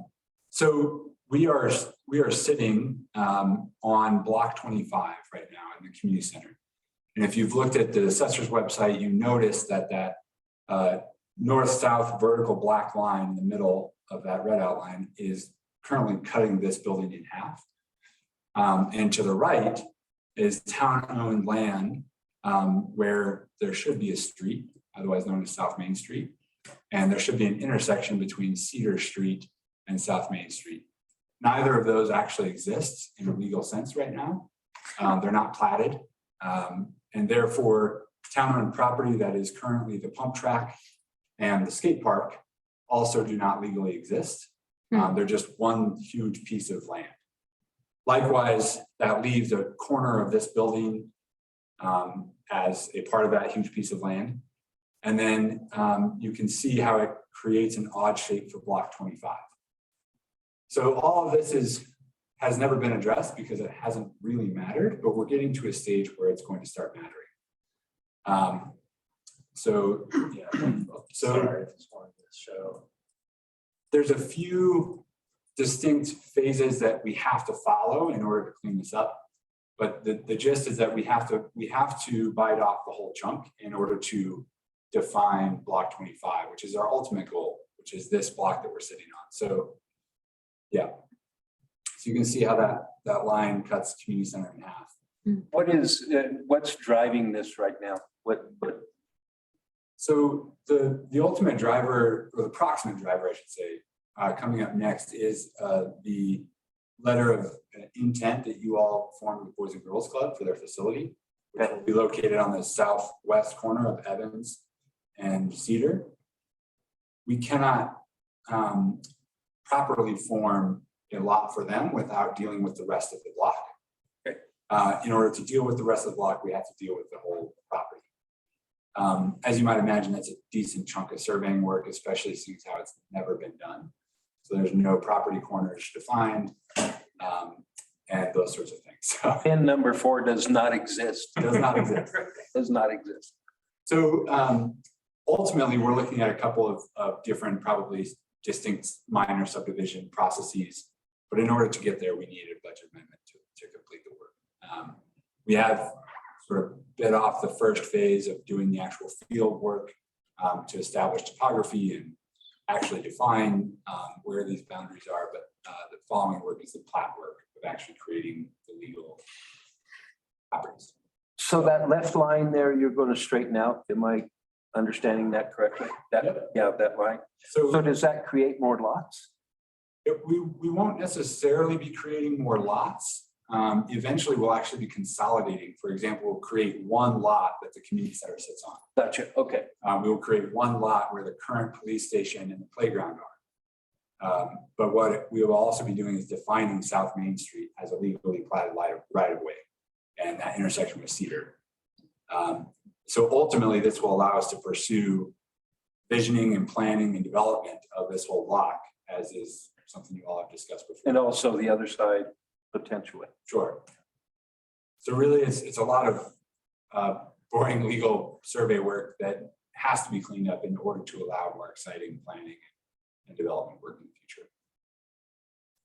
Interesting. Yeah, a street should not look like this on the assessor.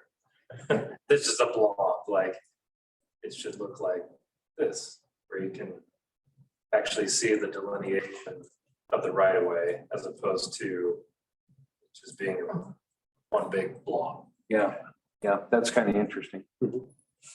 So town. And really, that all came about with the Boys and Girls Club. Is that what that? We've been aware of it Oh, yeah. for a while. Planning has identified it for a number of years. There Because of the hasn't been a setback and stuff. project that has justified the effort to do it. So we're looking at amendment.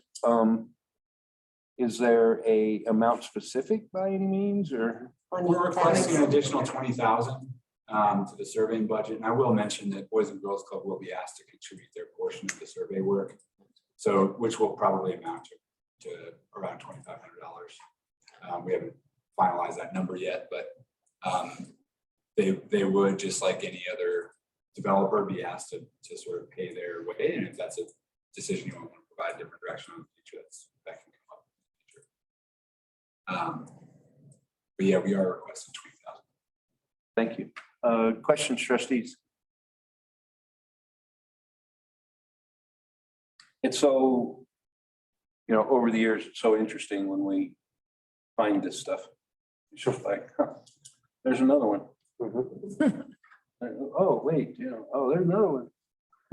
Michelle is available if there's any questions about impacts to budget or what she would do if the board does approve this as well. Any questions for Michelle? I'd entertain a motion to approve or deny, amend. I move we approve this resolution for the additional surveying. Thank you. Okay. Was that Nyberg? Thanks, Norm. Further discussion?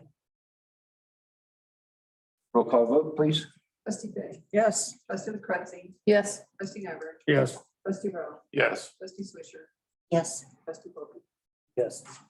Now, the fact that this was 20,000, Philip, that could have actually gone, could have that not been consent agenda, but you were just making us aware of that? Correct? Or is it It's because amending the budget, which I Oh, would not put in so. the consent agenda. It's not approving what's already been in the budget. This is adding to the budget. Gotcha. Thank you. Next item on the agenda is trustee staff interaction. Joel, do you have any more? I have nothing. You have nothing? Opie? I had nothing. Gene? I just spent a little time with Becky Gray and Mika. So this was just learn a little bit more about the CHA and current projects and just kind of bulk up on that. But I guess that's about it. You good? Swisher? Cindy, I'm sorry. That sounded very informal. I don't know which one did, Cindy or Swisher? Either one works. I do want to bring up the HPC and my speaking skills. To start a process to change our code to make the guidelines mandatory. Yeah, if others are interested and have the town working towards that to preserve our main street. Make the guidelines or just the change design review? Or both? I was gonna say, are you, okay, you're wanting to develop a code that is enforceable? Is that what we're looking for, Philip, or is that kind of? Yeah, I mean, that it's really up to the board to give that direction. I do want to clarify from the kind of I don't know, the tone and some of the vibe I was picking up on during the work session. You know, the process as it is now is exactly how the board directed, and that is a voluntary process with guidelines. And it's not a function of whether staff was doing something or not. It's just the reality of when it's a voluntary process, some are going to say, yeah, that sounds great. Some are not and just say, no, thank you. We're moving ahead as fast as we can with our investment. And so I just want to make sure that the board's clear on that point. So if you want to see that as one, either a required process for the review, I think that was the immediate recommendation. Right. For all properties to go through that review. That's one thing that we can start working on. And or start looking at code language to take some of the guidelines and actually put them into the code as requirements. Is what I'm looking for, yeah. And I realize that you guys were doing what we said. It's just that we have never given it enough teeth. And if the rest of you are willing, I'm wanting to start that process so we do preserve our main street. So as I'm hearing, and I think Philip put it clearly, I think an immediate could be review process, that they're included in the review process. Then it would be working on codifying it, coming up with a code that we can implement into the system, but you could have them go into the process immediately. I say immediately.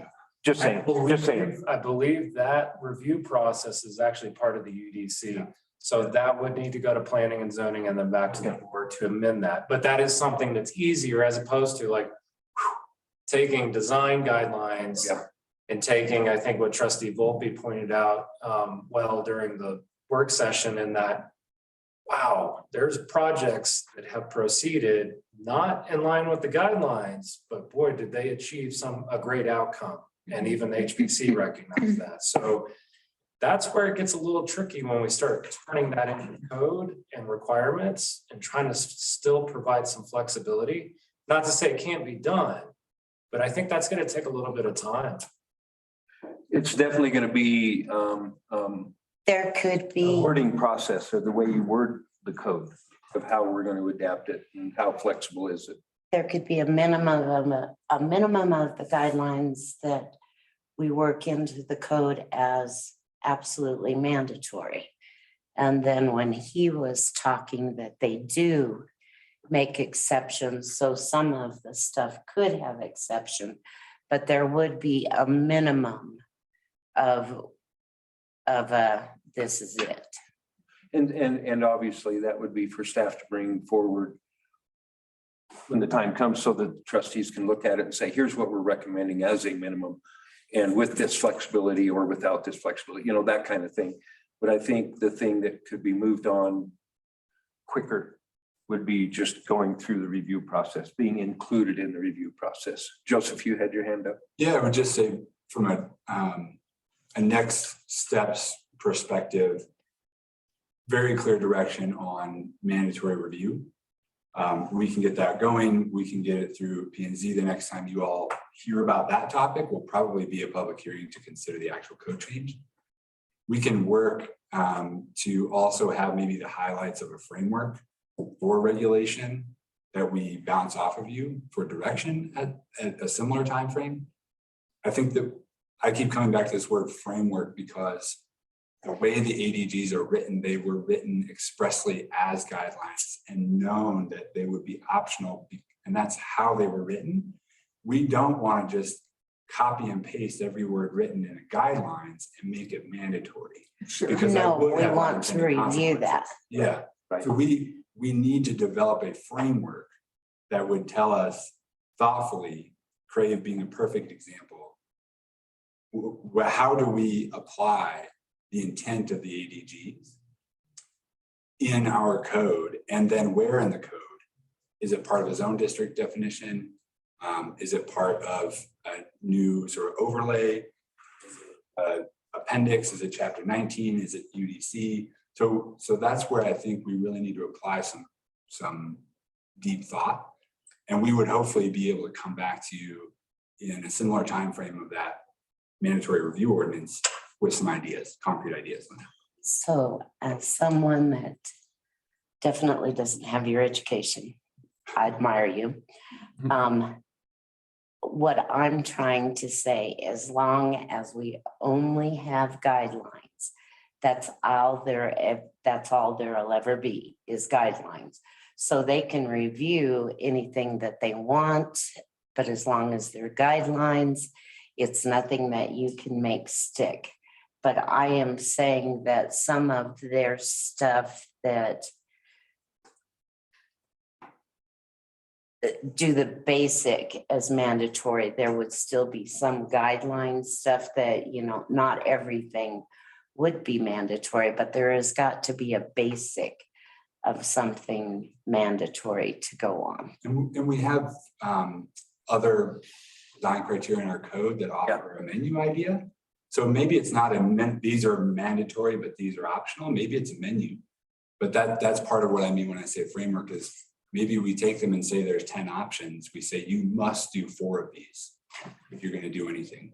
Okay. But you get to choose which 4 and you get to demonstrate how you're compliant. Maybe that's the right approach or a approach. And I think that HPC members will help drive how can we thoughtfully build a framework that is nuanced enough to preserve what we have, while also allowing for innovation in either, adaptive reuse or new construction. And I really appreciate what you're saying because it's not a copy and paste as it was presented. You don't go to another town and just copy and paste that into our code because they themselves said north side of the streets this way, south side of the streets this way. So whatever you do is it's not a catch-all for all of Main Street. There's going to have to be some flex there somewhere that works for everybody. And I know what Cindy's saying, right? We got to have some teeth. And I like what you said. Maybe there's 10 options and you got to do 4. But it's not a copy and paste. You can use ideas, but it's not a copy paste. I've hung out a bit with Sharon Young, and who did the Crave project, and the Kellys who are doing the La Vista project, as well as the BB Square when that was done, the developers there, and they've all walked away very thankful for the interactions they've had with the HPC and have come away with very positive improvements on their projects that help integrate their projects into Main Street. So I agree that there needs to be some level of codification of a bare minimum.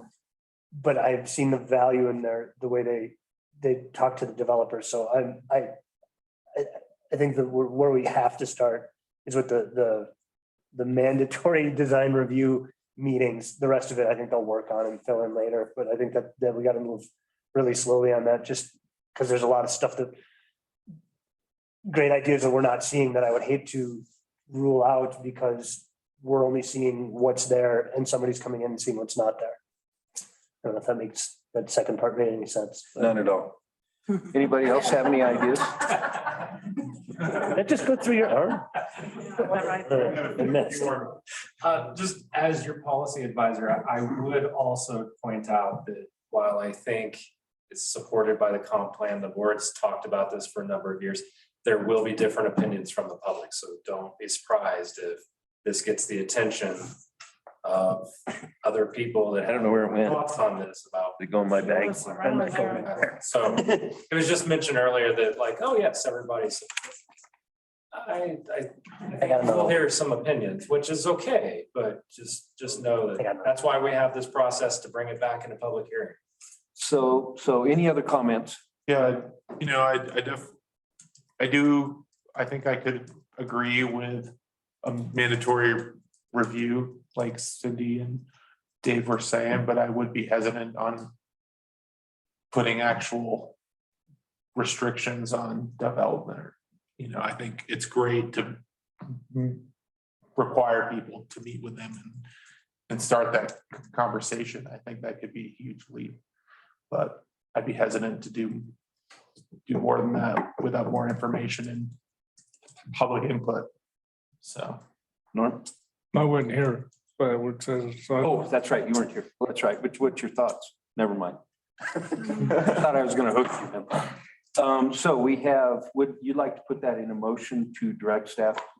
So I would like to make a motion to direct staff.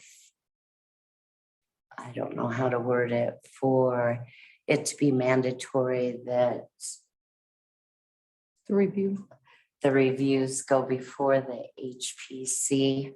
And I guess before that, it's got to go through planning, and that request has to go through planning and zoning first. Yeah. So we're requesting that planning and zoning review that process. And I think you. To make it mandatory that they have to review at the HPC. And I would just say that I assume at this moment that will require a UDC change, which has to go to PMThe. If we consult with our legal and we consult with HPC and it doesn't require a UDC amendment, just a municipal code amendment, then maybe we're just straight back to you all. But I think it's safe to say that it will probably need PMThe. I'm thinking so. Okay. And I'm sure Jeff can word that much better than I just did. We have a motion on the table. I'll second it. Second, Faye. Further discussion. All properties, just existing properties, all buildings, just to clarify. Further discussion. I would, in my opinion, it's Does that make sense? Future, yes. all properties. Yeah, the current area as defined in the architectural design guidelines is an already established area, so that would be very easy to. Okay. Does that make sense, Phil? That does, I'm just, they're Just clarifying. is yeah, all you're just doing. clarifying if this would only apply to existing buildings that are remodeling or vacant lots, and it sounds like all in that zone. Okay. Thank you. Any other questions? All in favor, say aye. Aye. Opposed? Thank you very much. Staff has direction. Thank you, Cindy. Paula? Thanks. Tonight. I do not. Joseph? Did I twice? No, I did, Joel. Never mind. Just a couple of heads up on dates. We have been invited, and this was part of the Fading West conversations around Carbon Street development. They would like to extend an invitation to you and planning and zoning commissioners for a tour at the factory. This will be held on March 28th from 3 to 5.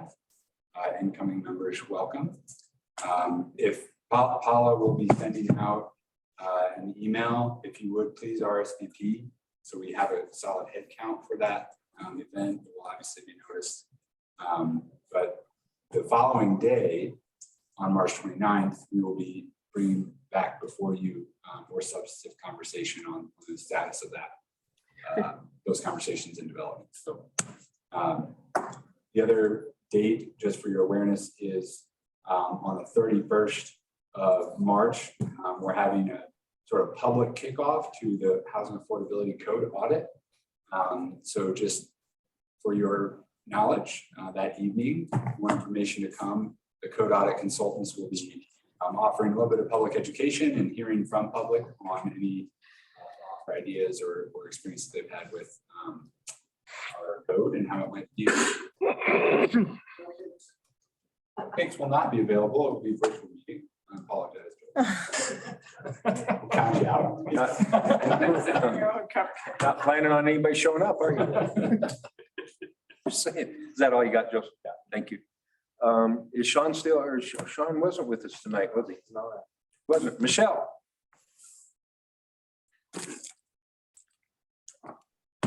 Daylight savings time is coming. Right. Don't everybody jump up and down. I'm good. Thank you. Get better. I'm working on it. There you go. Thank you, Michelle. Jack? Thank you. Thank you. Thank you again, staff and trustees, for your support. And Michelle, please get well. We miss you. Thank you. Thank you. I see. Is Dean still with us? I am. Yeah, I don't have anything to add. Thank you. Thank you, Dean. Is Shane still with us? I don't think so. Better not be. Oh, that answered that. Never mind, Shane, go away. I know Chief Bertram had his hand up. Yeah, I saw Chief Bertram still there. So what do you got, Chief? Oh, you're on mute. You're muted. There you go. Yeah, sorry. Yeah, thank you guys for the support going forward. It's been definitely a challenge as we're moving forward, trying to integrate staff with town operations. I think that's been going well. And yeah, thank you. And as we move forward on these projects, I look forward to looking. Sorry, my pager is going off. So I look forward to working with you guys further on everything that we do. So thank you.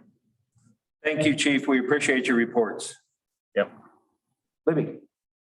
The only thing I have is an awareness of world events with regard to Ukraine. I would imagine that most of you are seeing the news and realizing what a horrible mess the Russians are making of Ukraine. And they're, killing lots of civilians and, bombing hospitals and schools and museums and apartment buildings and all of this. And it's just a real travesty. And I'm wondering if we would like to put together any kind of a proclamation of support for the Ukrainian people and their government. You know, so far they're standing up and you know, really fighting an incredible battle. And I don't know how long they can keep that up or whether they can succeed in the long run, but they certainly could use our support, whether we do it personally or as a town board, or, you know, just what we do. Comments, trustees? That's a tough question as to what. You know what I'm saying? Go ahead. It's gonna, if we wait till next time we meet, that's the end of the month, and who knows what will happen by then. I agree with you. I just am hesitant to start making stands as a board on, I mean, it's symbolic. It's important. I just don't, the whole time I've been here, I've really been thankful that politics, and not that this is necessarily, you know, conservative, Republican, whatever, or liberal, conservative, or anything. It's just, it's moving it closer to taking political stands. And I'm not sure. I'm not sure I'm ready to go there, but I do agree with you. I wish there was something we could do. Donating something would be more aligned with actually doing something about it rather than making a statement. So. You mean to have the town donate something? Yeah, maybe. Yeah. Comments? We probably have excess money in that, you know, if we look at our percentage of sales tax going to the nonprofits, we have probably some ways to use it that way.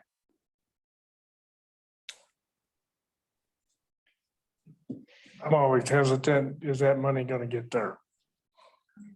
That's always a good comment. Who's going to get it? Yeah, who's gonna get it? There. Yeah. That's a tough call too. I like your idea. I just feel like I need more time to think about that. Would do, because I want to be thoughtful and whatever would decide. And part of me is like, I'm not firing that quick at the moment to have a really great idea. But I do like the idea. I mean, it's a bad situation. Nobody's going to argue that. It's a bad situation. And they're not so different from us. No, could be here. But luckily it isn't. I'm not so sure what we should do as a board. They did have that thing in the newspaper about they have a bench. Did anybody read that article? So. That Norma had been over there in the Peace Corps. If anything, I could say that we could support building a bench for here, like they suggested in the newspaper. And then I would say what you do is private as an example. I'm definitely in prayer. That's not everybody's thing. I'm not pushing it on anybody, but that's me. That's what I know I can do for them. So I just don't know what we could do as an entire board, because in the grand scheme of things, what we could do would be so small.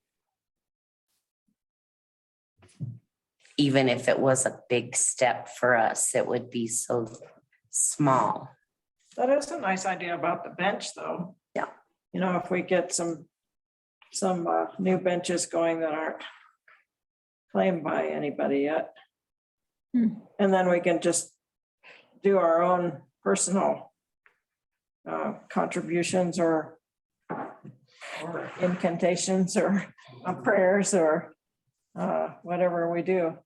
And I think a lot of it is very much at a personal level. And I appreciate what everybody said, but I think Dave's correct in the respect it is it is kind of a political statement. It's kind of hard for the board to take a stance and make an impact at the same time. Your voice is heard, I guess the best way to put it. Just make your voice heard. I don't know if that's the way you do it or not. That's a tough one. That's a hard one. It really is. I mean, good point, well taken.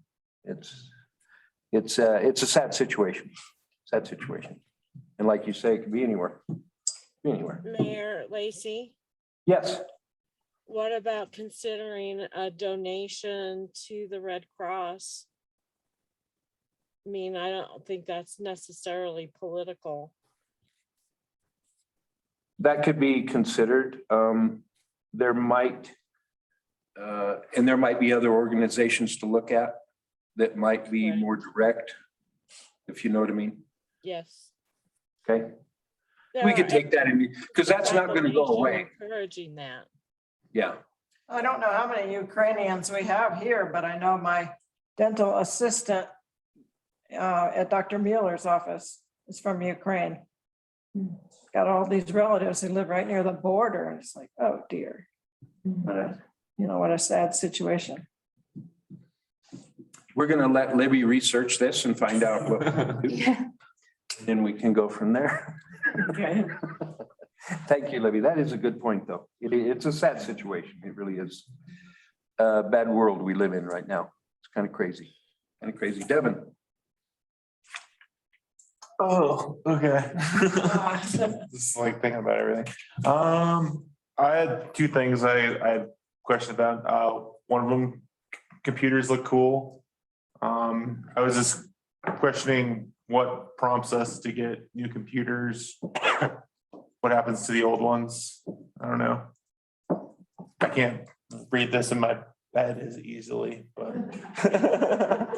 as a tablet, but that's okay. Being's Mike's with us. Yeah. Hey. I'll let Devin finish, and then if you want to call on me, I can answer some questions. We'll do it. Do you have anything else, Devin? Oh, well, that's all I had about that, but then I had some other thing I had a question. But you can go ahead and then we'll have Mike. Oh, and then I had a question about the bridge, the water park bridge, and what, is there any ideas on what's gonna happen with that? Is that gonna, or is that something that we should think about funding and figuring out? Because it is a center point of our entire town.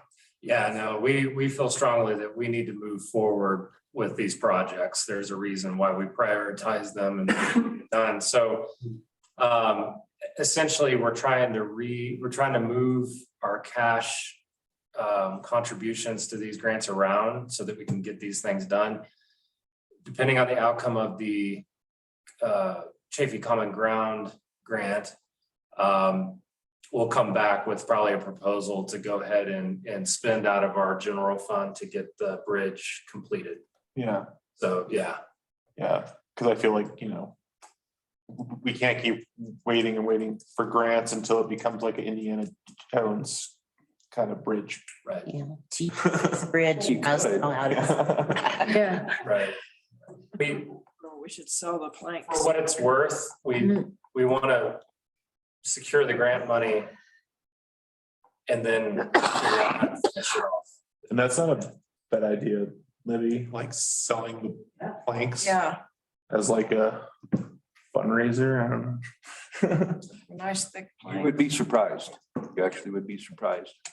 Somebody could do something and put it in consignment shop and part of Buena Vista's history, you'd be surprised. What is that bridge? 97, I believe. It's not very historic yet. Oh, Wait another it's like, are those 30 years. from like, Well, the wood's older than that. that's true. Well, good point. Good point. Just saying. Cool. And the computer stuff? Computer stuff, Mike, And computer man. Hey, I guess I will answer the question that was asked first as to why you get new computers. In town, everyone that has a town issued computer, there's a replenishment cycle of about 4 to 5 years to replace those. And the trustees were coming up in an evaluating new products. We could go back to a Windows system. The reason we decided to go with the Chromebooks as opposed to Windows or an Apple product is the Chromebook actually does what the trustees require their computers to do. And it cuts out a lot of overhead from the IT perspective, such as Windows Active Directory licensing and Microsoft Office licensing. You guys are already issued a Gmail managed email account. And so the Google Chromebook ties in great with that, where you don't have to have yet another secondary license that you would for like an iPad or something like that. So the Chromebook was a great fit for the trustees. Also, they're about half the price of a standard Windows computer. So it's the same Dell, I think it's, what is it, a 5200 series or 5400 series Latitude, which is the standard equipment issued to all of our other town employees, but it's in a Chromebook version, very specific to the work that you guys do. And then, so to answer your second question about what happens to the old laptops, actually, we've brought in some new people in our Public Works Department, which I think Sean brought up earlier, or someone brought it up, maybe it was Philip. But these trustee computers, actually starting tomorrow, they will be repurposed. The old Surface devices will be repurposed and issued to Public Works, where they'll finish out their 4 or 5, I think there's a year or 2 remaining on those. So they'll finish out their term in Public Works, and then that'll put everyone in Public Works on the schedule to get the new Dell laptops either at the end of this year or beginning next year. Did that answer your question? And do you wipe all those? I don't have any secrets on mine, but yeah, they do get wiped back to yeah, they do. I don't care what's on there. I log in with my ID, so I don't see anything that's on there. They do get wiped back to factory, and then I will update all the Microsoft, the Windows, do all the updates and reissue that as a new device. So they do get completely wiped out. And that's true of all of our laptops as they get reissued within town. Awesome. Yeah. Thank you. And so I just want to add to that a little bit. So I did send out an email to all of the trustees. Gina, you may have been left off the list, unfortunately. That's a lot. But basically the email is, I was going to say, ignore it, because I went ahead and changed all the trustees that received their new computers tonight. I've done all those steps for you up front. So that's why I changed your password. I updated your browser to include the links that you guys probably use on a normal basis. I installed Zoom.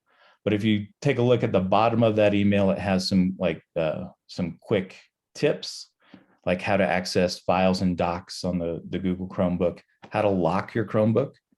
So there's a little lock button in the upper right-hand side of your keyboard. If you press that and hold it down, if you're going to step away from your computer, you should always hit that lock button so that no one can send your nuclear codes to our adversaries.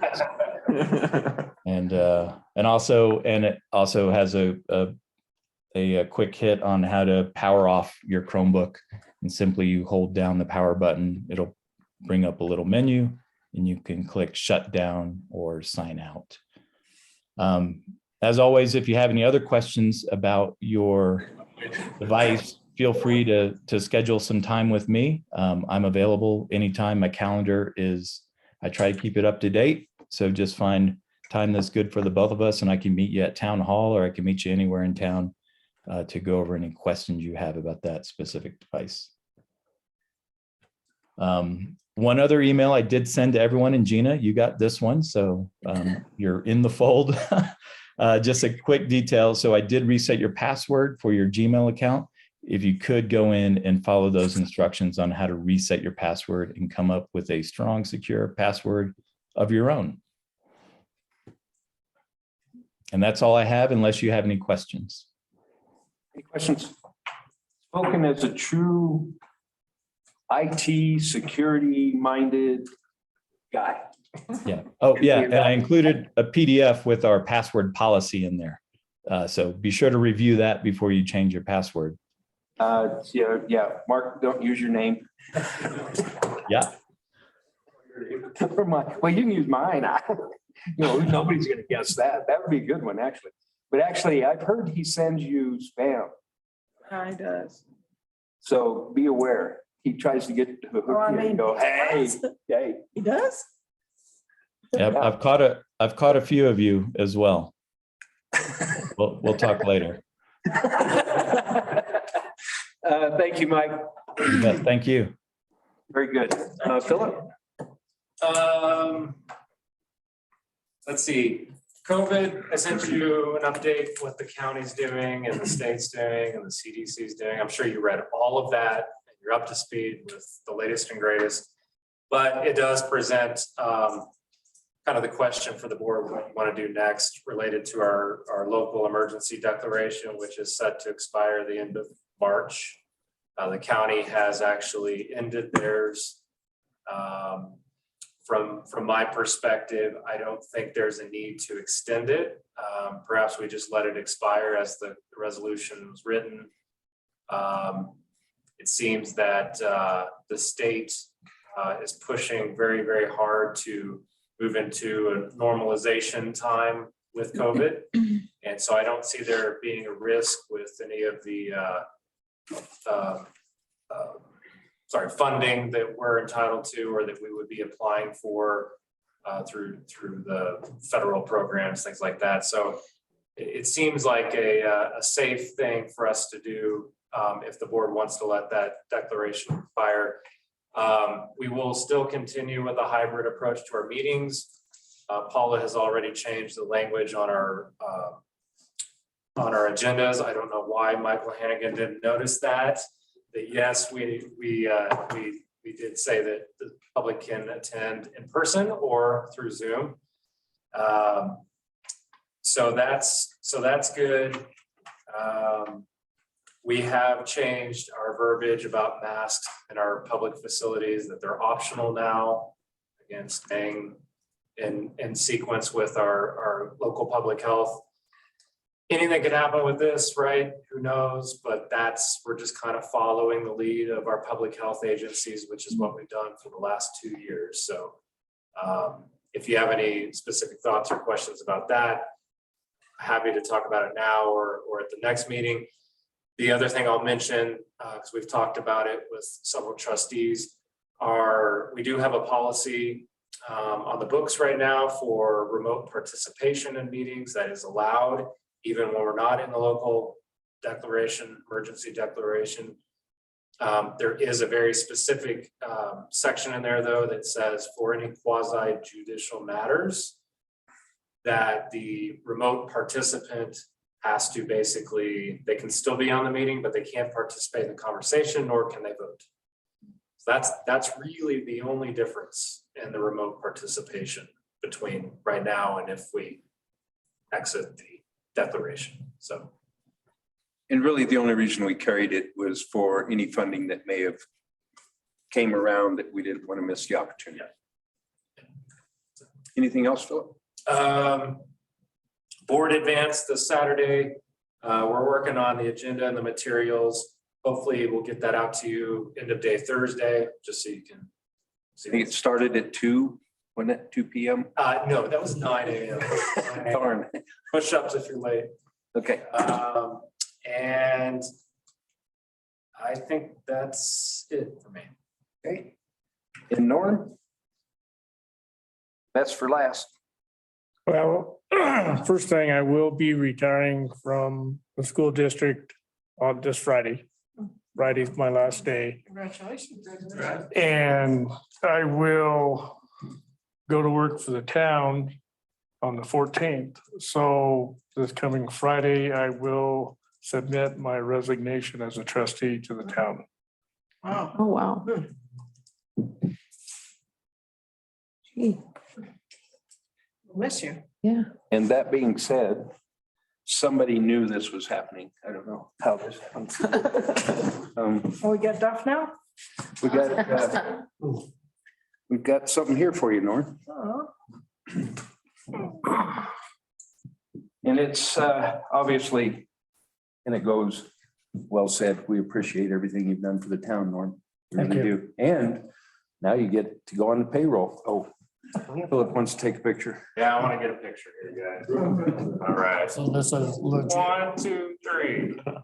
Thank you. Appoint Duff. Congratulations, man. I think it'll work better for you.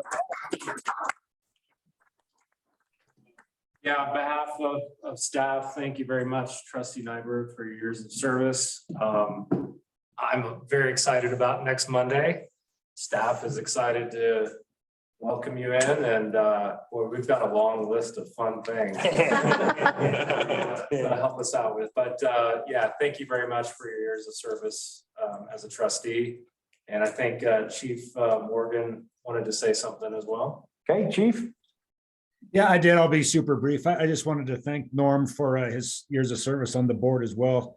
When I was just a sergeant over here, I'd always hear about the board meetings from Jimmy and things like that. But until I've been sitting in this role, you just don't realize how much hard work the board does and how many, long nights. People work all day and then they come and attend the meeting all night and then they get up in the morning and go back, and it's a lot of commitment and dedication, and Norm's done it faithfully for years. And from the police department specifically, one of the reasons I came over here is Buena Vista offered a better retirement plan for police officers. And when you do this job, you want to have something to show for it at the end. And back when we were in the old building, I know Norm had a really big part of helping us get the FPPA retirement plan, which has helped us recruit officers, and it's just a really great benefit for us. So thanks, Norm, for that and for all your years of service. Thank you. Thank you, Dean. And I might just throw in a word of thanks on behalf of my wife and all of the teachers of the elementary school for your years of service over there. She speaks your praises, and you will be sorely missed over there. Oh, they're gonna be missed too. It all goes together, doesn't it, Norm? Yep. It's, well, and you've, well, how long have you lived here? Long time. Small town, doesn't it? It all goes with small town. Yeah, it's tough. That was one of the teachers and the students at the school. I spent a few sleepless nights over that one because I love those kids. I love those teachers. Yep. Yeah, that's not easy to walk away from. It's not, because I consider that building mine because all the years I've taken care of it, and it was hard, but time to move on. See, now you can consider the town yours. Novel idea. I don't like it. Thanks for the plaque. You deserve it, Norm. Putting in your time. Appreciate it. Appreciate it very much. I have nothing else to add to that. I can't top any of that. So the last Can we thing. appoint you to take his spot? Yeah, I think Duff. Yeah. The board can do it, right, Joel? Yeah. No, we need to vote on that one. Next item on the agenda is adjournment. I move we adjourn. Thank you. Can I have a second? Second. All in favor, say aye. Aye. Opposed? Thank you very much. Good meeting.